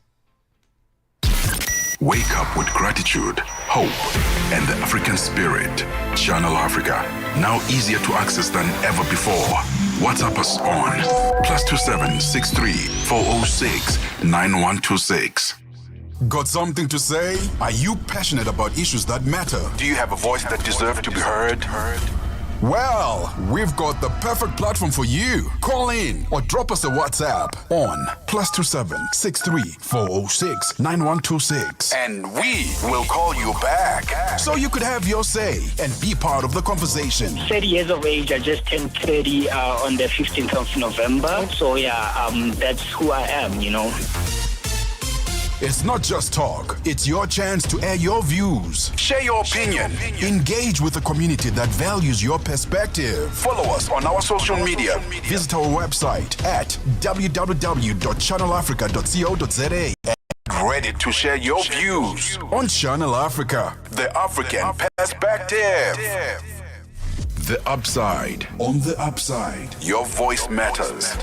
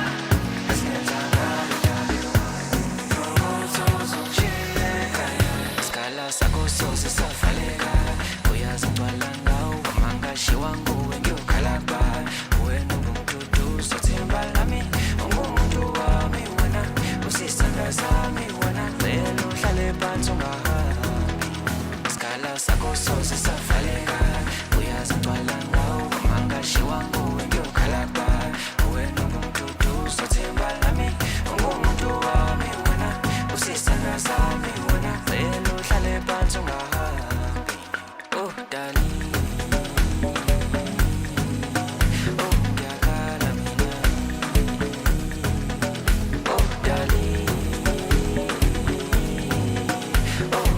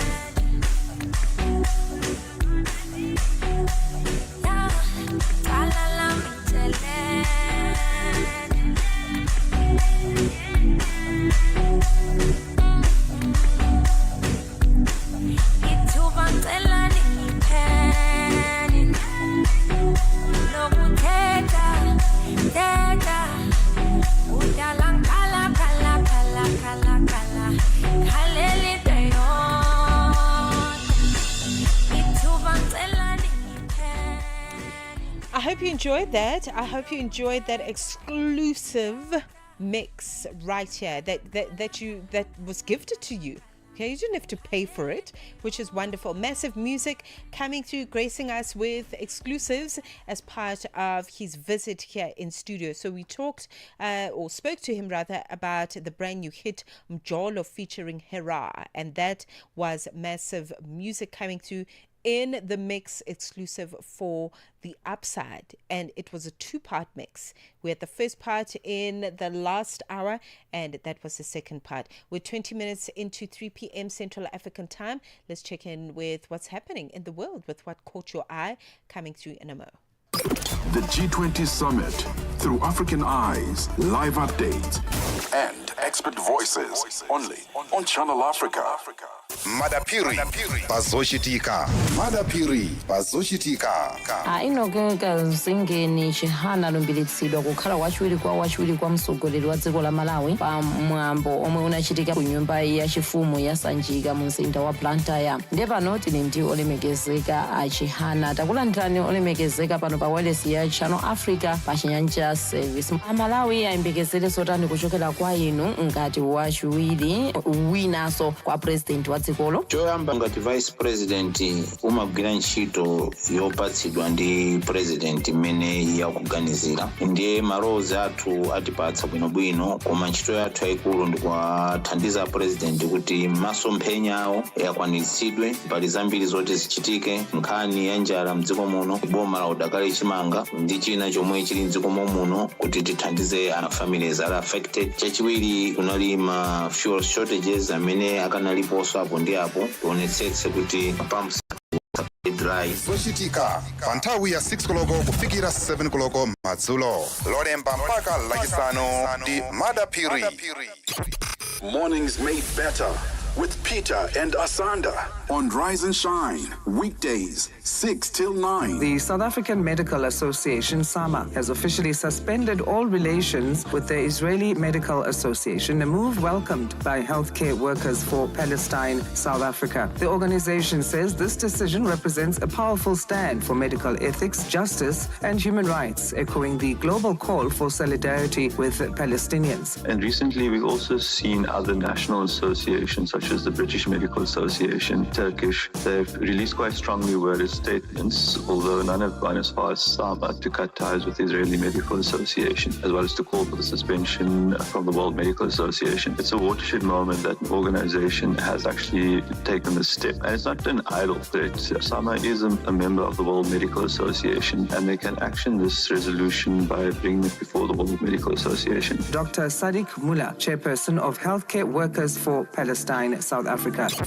Mornings made better with Peter and Asanda on Rise and Shine, broadcasting in 5 different languages. Continent. This is Channel Africa, the African perspective. The voice of the continent, now online with all your sports fixtures, lifestyle, and more. 23 minutes into 3 p.m. in Central African time. Thank you for staying with us on the Upside. But if you have been here since 1 p.m., we really appreciate it. Happy Friday. And like I said, Friday here, Fridays are a movement here, you see. It's not just a phrase that we speak. What caught your eye this Friday? That's what we're talking about. And I've got Shlope sitting across from me. We call him Shlope, but his name is Fiso Shlope. He is our social media specialist. So all the good videos that you see on TikTok, all the, the theatrics that you see, the beautiful movement that you see in our videos, he is the man behind that. It's Fiso. Hello, Mmatsheko. What's going on? All good, all good. All good. Did you enjoy that mix? Wasn't that a hot mix? Oh, that was a really good mix. That was so hot. Especially on the back of how he told his story about how he started in the industry and all the questions you guys chatted about. So enjoyed that. But also he's very talented. He is. He really is. And he's got a good ear. Like, I appreciate that so much. That's my favorite genre right now. 3-step. Like, you know what? I think the wouldn't it 2-step or it's just 3-step? It's a new genre. It's like Amapiano meets, Ezomshato meets, it's a proper vibe. So yeah, it's a new genre. It's like Afro tech. Right. Afro tech, but like in a more celebratory kind of. It's rooted in it's like a national anthem, so yeah. I like that. I might just join you on that bandwagon. What caught your eye? Tell me. Yo. Okay, so what caught my eye is usually I don't like tabloids and topics that are around that, but like this one, obviously, it does have some I guess it's got a lot of talkability in it. So there has been a social media influencer, and she's an influencer, but also an academic. From what I've read about her and what I've seen in the media, she's like a heavyweight in her own right. But there are rumors that this particular individual, Sarah Langa, allegedly is dating, Springbok player Sasha Feinberg Ngomezulu, currently poster boy of, South Africa right now. And nothing wrong with people dating, whoever they want to date. But obviously the social media discourse right now is around the fact, the morality around her being so much older. I believe she was born in 1993, dating somebody who was born quite literally in the 2000s. And does that, I mean, personally, I don't have a problem with that. But like, what people are talking about on social media is that, is that okay? Is it morally just, considering how much social media has been bashing guys that are dating women that are much younger than them, I mean, now there was a recent story of just individuals that are just professionals at their own right, whose WhatsApp messages have been leaked, and they've been saying some really distasteful things, considering, the current climate where everybody's talking about, respecting women, making sure that we protect women, as men being the guardians of women, and taking up our space. But in the same light, we have women that are praising, a lady who is now dating a much younger guy. So there's a bit of a contradiction, socially, but I'll leave that to like everybody that's just listening and watching us, to tell us, what do you think, do you think that's okay? Do you think that's justified? I think people can date whoever they want, as long as, they are at least, I think personally, over 21, date whoever you want to date, man. You're old enough to make your own decisions. There are 21-year-olds that are like, I would just, like to be with an old white man, living, who's ready to retire. I've heard that before. Oh my God. No, but actually, as soon as you started speaking, I started to think about exactly that. When it's the other way around, it doesn't gain so much talk and uproar, and it's not right, and the question of morality doesn't come in as deeply as it does when the feminines do it. So listen, big up to Sarah Langa. And I know you're a big feminist, so like, please Sarah tell Langa. your people hypocrisy, please, guys. No, also, we've really got to be careful. And I think your standpoint is actually right in that after a certain age, as long as the relationship is legally recognized as legal, there's no statutory rape involved, nothing of that sort. Do you, boo? Do you, boo, and do it responsibly? How's about that? So I agree with you. And big ups to Sarah Langa. I actually really like Sarah. I think and also she's been through quite some stuff in relationships that has been publicized, and she deserves to be loved and to enjoy being in a relationship that makes her happy. Everything else I know about her is like, I don't know any negative thing that is like factually correct, that like it's just like, it's like, okay, this Sarah Langa, everybody knows something, but everything that I've heard, that I've kind of like, it's always been things that are positive. Like apparently she's like a hectic academic. Yes, she is. That's really dope. What caught your eye? Thank you for mentioning that. She actually is a very educated woman. What caught my eye? Dangote. I just want to big him up. That man is a Renaissance man. From cement to the work that he's doing right now, just wanted to mention some of the recent deals that are in discussion, that in fact that have been signed. I beg your pardon, not in discussion, but actually manifesting. The 2.5 billion fertilizer plant in Ethiopia is a big thing. Obviously, I have interest in agriculture. So for me, this is taking the conversation and the agenda of food security to another level. Dangote Group signed a $2.5 billion agreement with the Ethiopian government to build a large urea fertilizer plant. and Dangote will hold 60% equity of this particular plant, and the Ethiopian state will take the rest. But this is huge. I mean, 60% that's more than half. That's great for business. Look, it's so refreshing seeing Africans investing in Africa, because at the end of the day, we live in a society where globally everybody's going to be exploited, right? Everybody's going to be because I've also heard murmurs on socials where they're just like, oh well, everybody every time a billionaire tries to invest in something that's not in their country, they're trying to exploit resources and and take advantage of. But like, if it's not Africans that are investing in African countries, are we going to be allow ourselves to be used by the Western world or Russia and China and all of them? So I'm happy if a billionaire is invested, because I know are you going to talk about the Zimbabwe one after? The Zimbabwe one, oh my god, because everyone's talking about that one. That one is also a big deal. $1 billion deal to build a cement factory in Zimbabwe.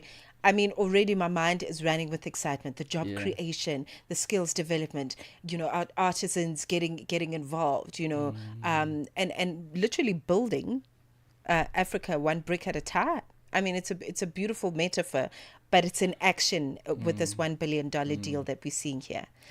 Guys, $1 billion.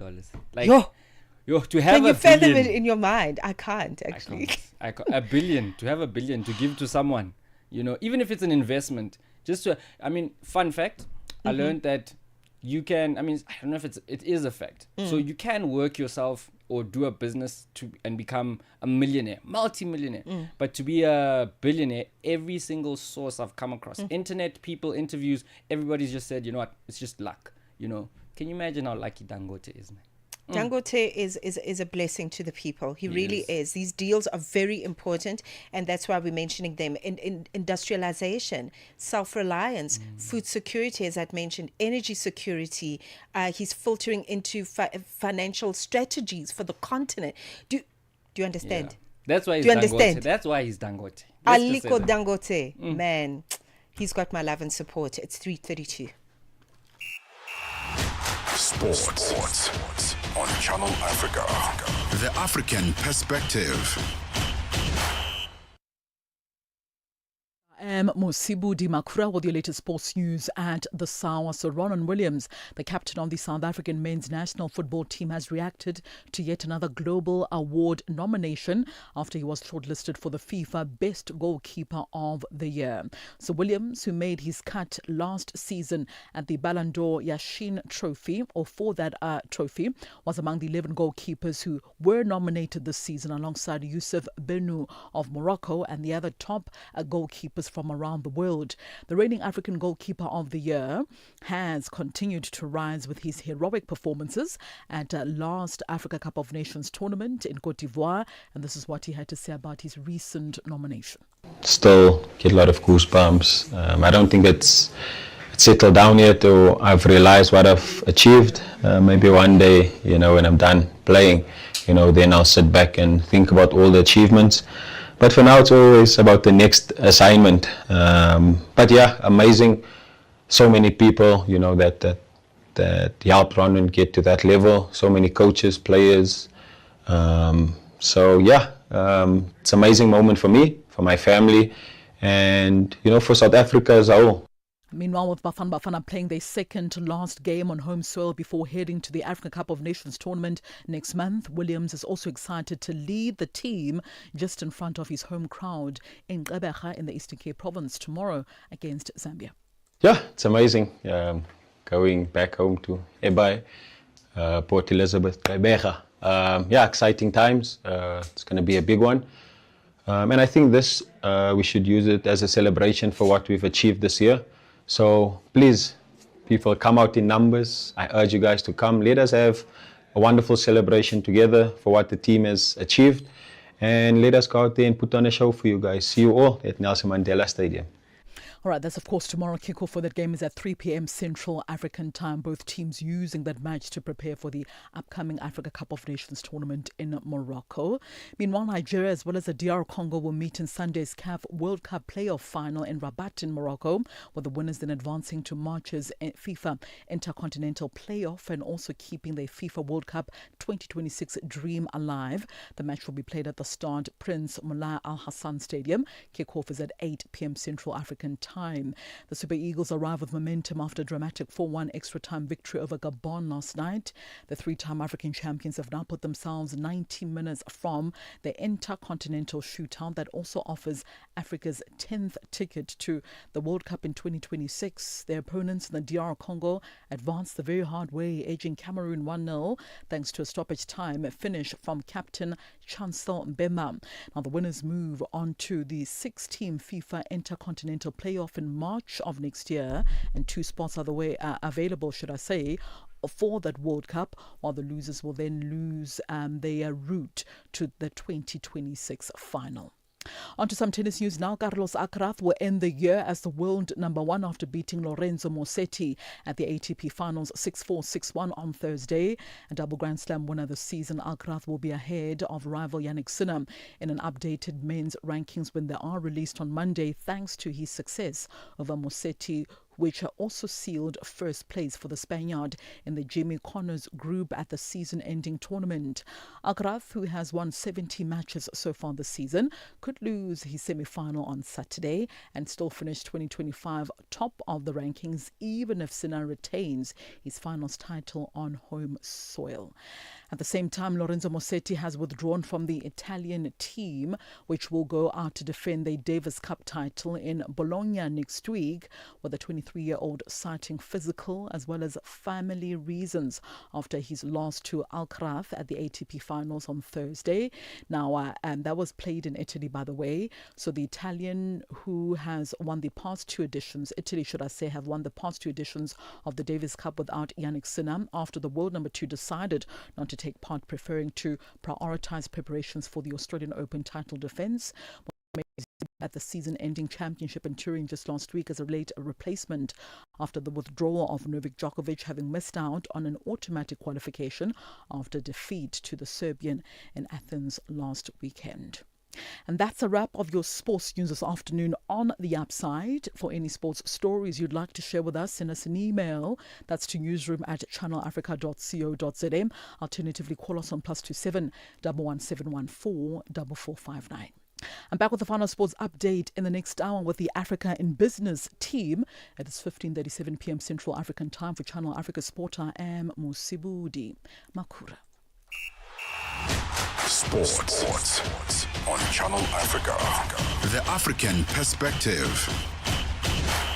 Africa at Play with Neto, N-E-T-O, Chemane. I've witnessed something fresh, something exciting, and something very inspirational from the president of the country, William Ruto. Whenever athletes are performing to their best level, he always comes on board to reward those athletes, be it football, be it athletics, and not leaving it up to the sport ministry. The president realizes that sports is a business, and for that reason, he also reduces the number of people who are jobless, because sports now is such a serious business, and for that reason, commercialization of sports is a major way of improving or increasing employment opportunities for the young people, and that is why the president has been very persistent in trying as much as possible to inspire more sports personalities to reduce the baggage of the people who are struggling to get job opportunities in the country among the young people. Francis F.M. Motegi, our correspondent from East Africa in Nairobi, Kenya.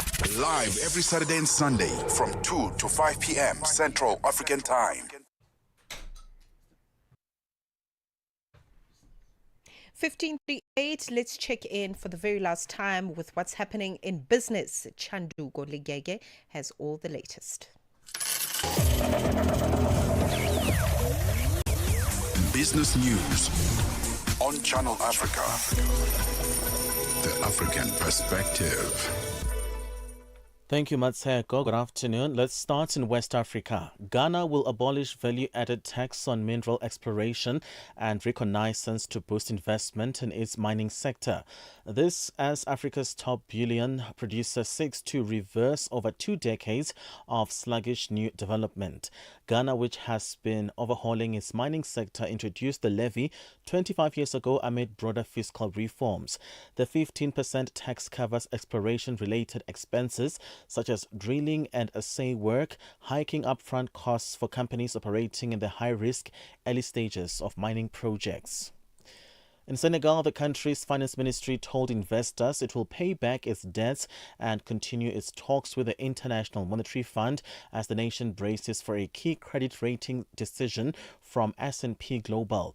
In a statement sent to investors, the Ministry of Finance and Budget said it was resolutely committed to its dialogue with the fund. The statement further states that the country reiterates that it will continue to honor its obligations as they fall due to and is progressing adequately on the implementation of its financing plan for 2026. South African Finance Minister Enoch Godongwana says it is not true that inflation targeting will lead to higher interest rates that will ultimately negatively affect the poor. Godongwana and senior Treasury officials appeared before Parliament's joint meeting of Committees on Finance to brief members of Parliament on the medium-term policy budget statement that was tabled on Wednesday. During the sitting, he announced reducing inflation targeting to 3% with a 1 percentage point margin. Some MPs criticized this, saying in the long term, the poor will bear the brunt of paying more interest on loans. Godongwana disagreed. There's a mistaken economic argument, an assumption in this economic argument, and that argument is that inflation targeted but of necessity will generate high interest rate and therefore higher cost. Inflation is hovering around 3%. We're just reinforcing that. And our projection is that interest rate as a result of a lower inflation are also going to come down, which will cushion the impact on the poor and their cost of living.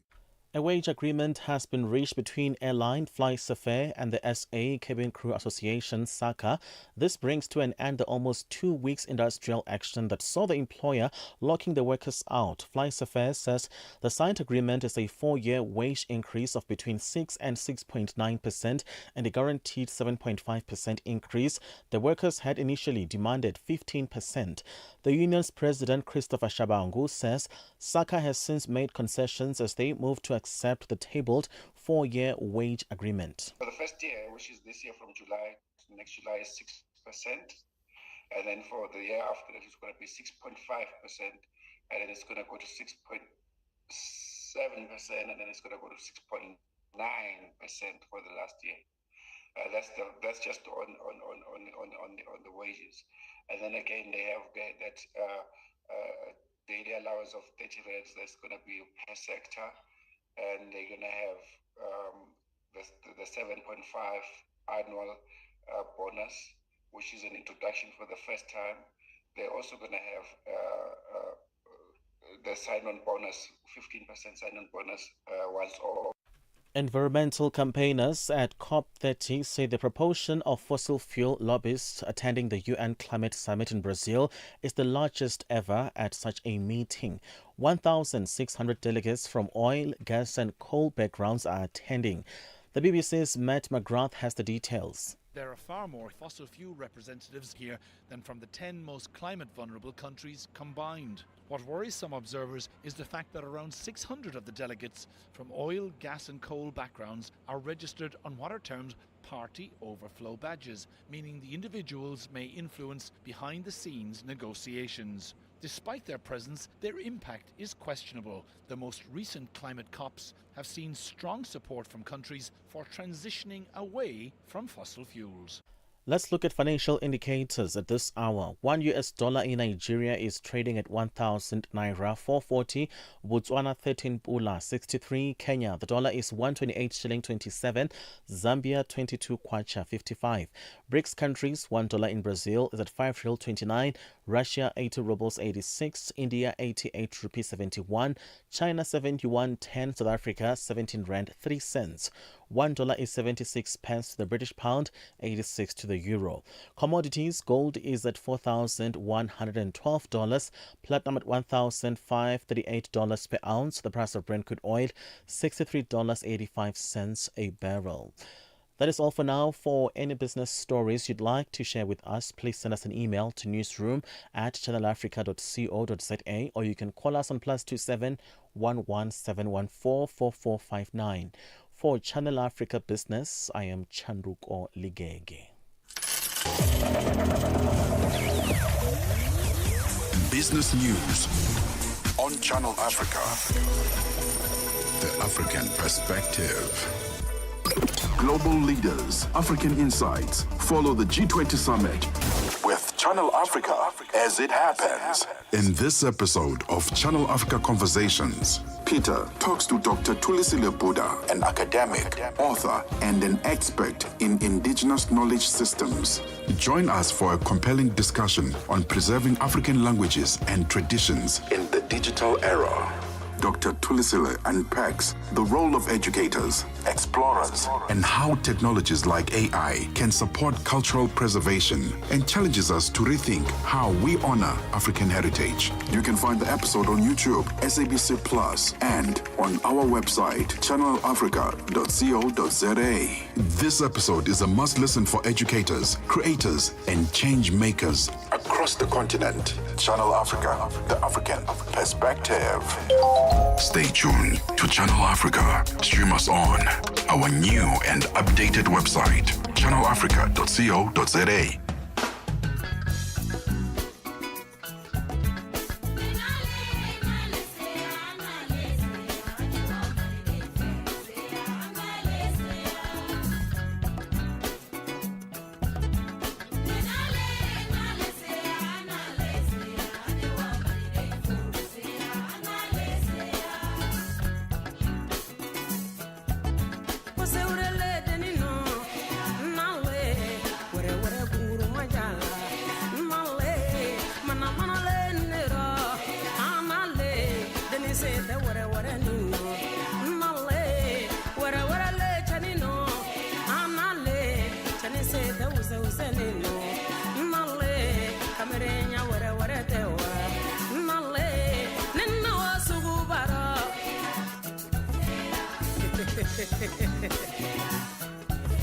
Vamanyare sugu baromba male kawaba zeza amale wore bazeza male mitadi galadona ma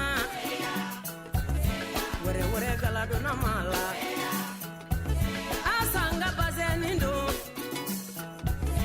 ikagelo masayala kake baga keneye take fisha ewa mitanga tairi kesro tairi Bubakari soro tairi Ismaila soro tairi Salama soro kakanga bazeni kala amale kake shibuni ala nale kake taibasiye anale itake manieri ewa nale ne bodon kanumbagaluye anale joni mbeni kanumbagado nale nale sewa nale se ne na malide ipemba anale sewa nale se ne wa malide dia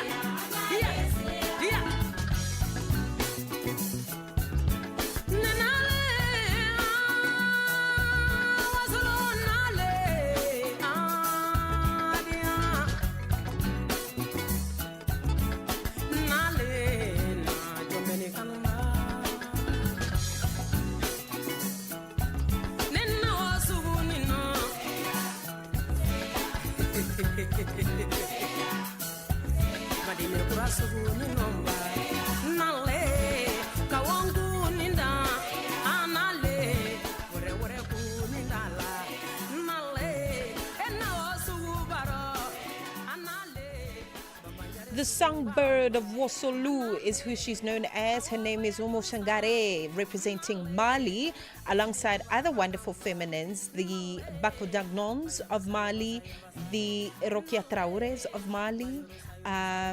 Who else?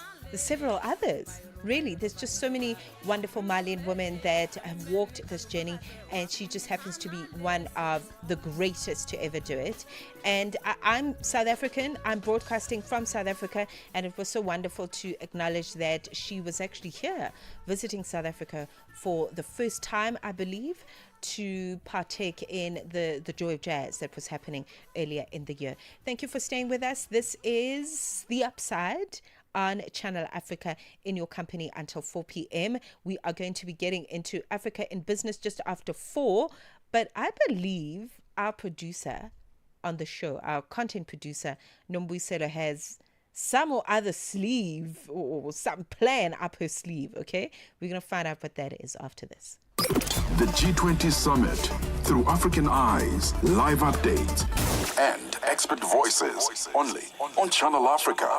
Africa at Play with Neto and ETO Chemane. I've witnessed something fresh, something exciting, and something very inspirational from the president of the country, William Ruto. Whenever athletes are performing to their best level, he always comes on board to reward those athletes, be it football, be it athletics, and not leaving it up to the sport ministry. The president realizes that sports is a business, and for that reason, he also reduces the number of people who are jobless, because sports now is such a serious business, and for that reason, commercialization of sports is a major way of improving or increasing employment opportunities for the young people, and that is why the president has been very persistent in trying as much as possible to inspire more sports personalities to reduce the baggage of the people who are struggling to get job opportunities in the country among the young people. Francis FM Mutegi, our correspondent from East Africa in Nairobi, Kenya. Live every Saturday and Sunday from 2 to 5 p.m. Central African Time. The Upside with Tebogo Likuleni and Mmatsheko Mosito, bringing Africa's voices to the world. On Channel Africa, the African perspective.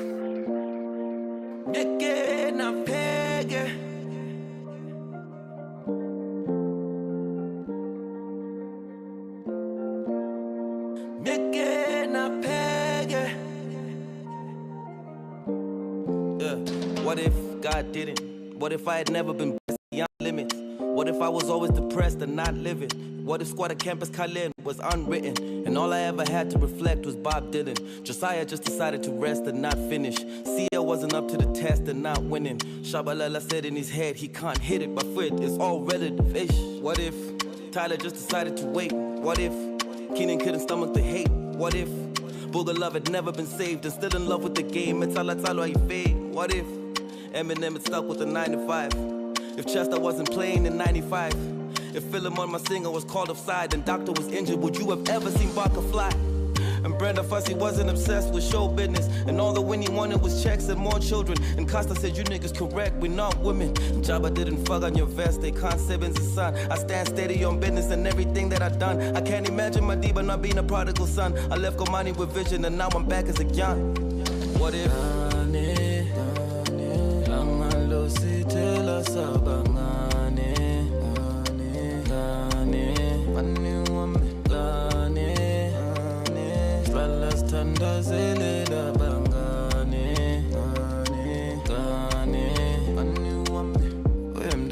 Mama, and where would I be now? Mama, and where would I be now? What if I was young and DJ and not chief? What if I was never prepared to love me? What if I was thinking of death and not peace? Cold heart, living with fear and can't breathe. What if I didn't move with the north side? If I had a problem being cool with a horse ride? I couldn't do what we all like. If I never knew Ngulungu na macho swam. And all our time was it missed me. I'm focused on my daughters and my son and they miss me. If Zuma wasn't part of the big three, if Solomon Matango had quick feet, if Tito ain't decided to gift me a gift, you gotta think about it. What if everybody tried to forgive? If I had not inspired a generation of writers to celebrate all my life, I'm a quit.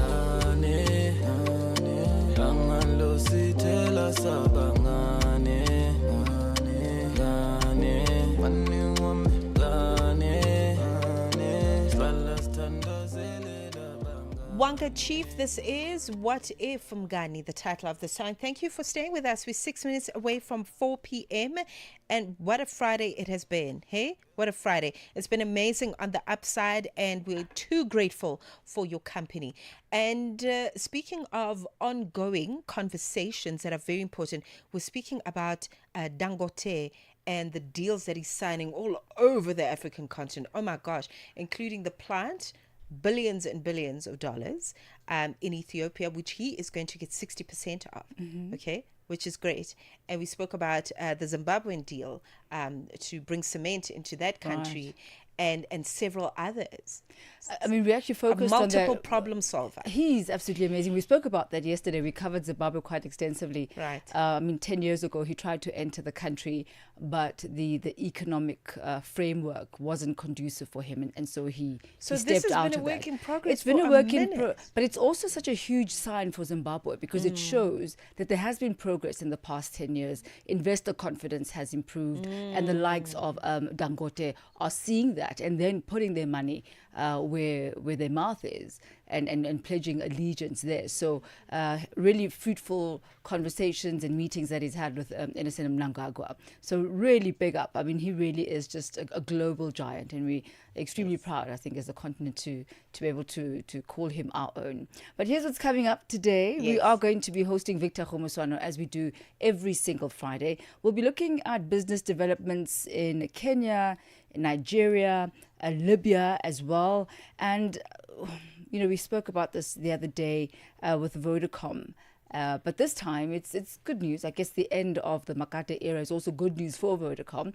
And so they're topping that off with Starlink, the relations with Starlink.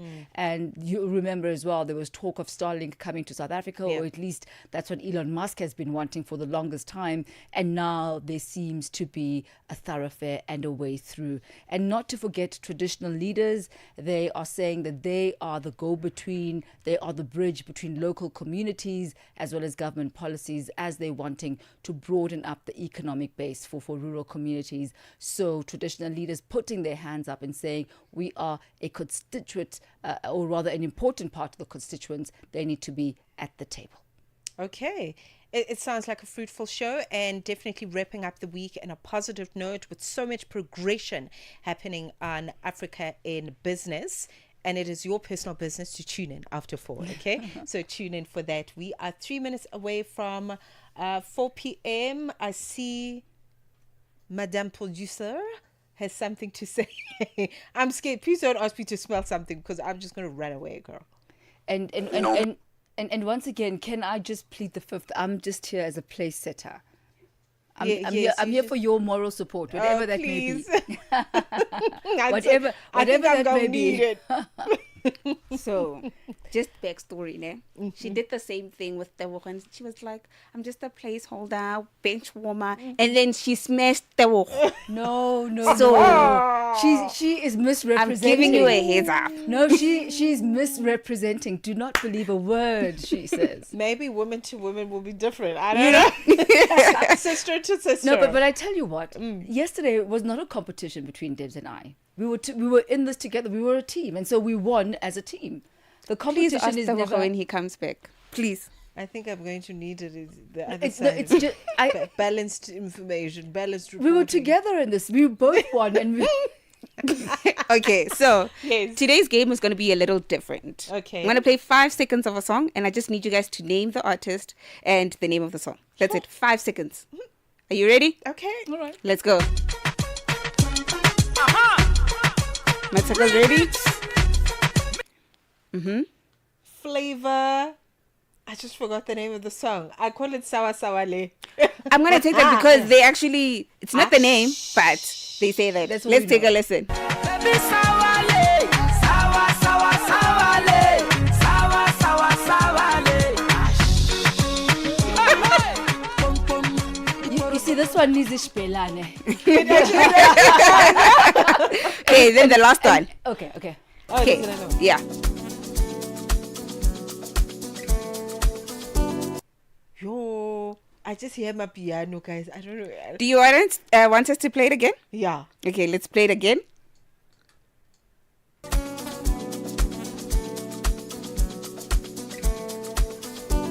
What a beautiful song. I'm I've got no idea. That's all. I What mean, a beautiful song. A beautiful, it's a feel-good song, but I have It is no idea very what it feel-good. is. So you can play it a million times. And you still wouldn't and I know. still wouldn't know. It's warm and hot. I'm gonna guess the artist, Yes. but I don't know the song. Okay. Calvin Momo, something. Hey, let's Wow. play. Let's play. I don't know. I don't know. Okay, so Oh. go ahead. I don't know. Go on. You've got exactly 5 seconds. Saki. Yes. Bao- Kapsede Kusela. Kusela. Yes, there we go. Is that the latest, or is that the one with the Clegg? With Johnny Clegg's son? It's very No, old. no, no. No, that's not that this one. one. Is a little older, Okay. but we know that voice is iconic. Well Thank done. you, madame. I enjoyed that. Listen, we can do music. Spelling we can't do, but music any day. We can do that any day. It's 4 p.m. in Central African time. Thank you for your listening ear. We're back again next week, Monday, 1 to 4. Cheers. Business, trade, and investment opportunities that put the continent first. Africa in Business with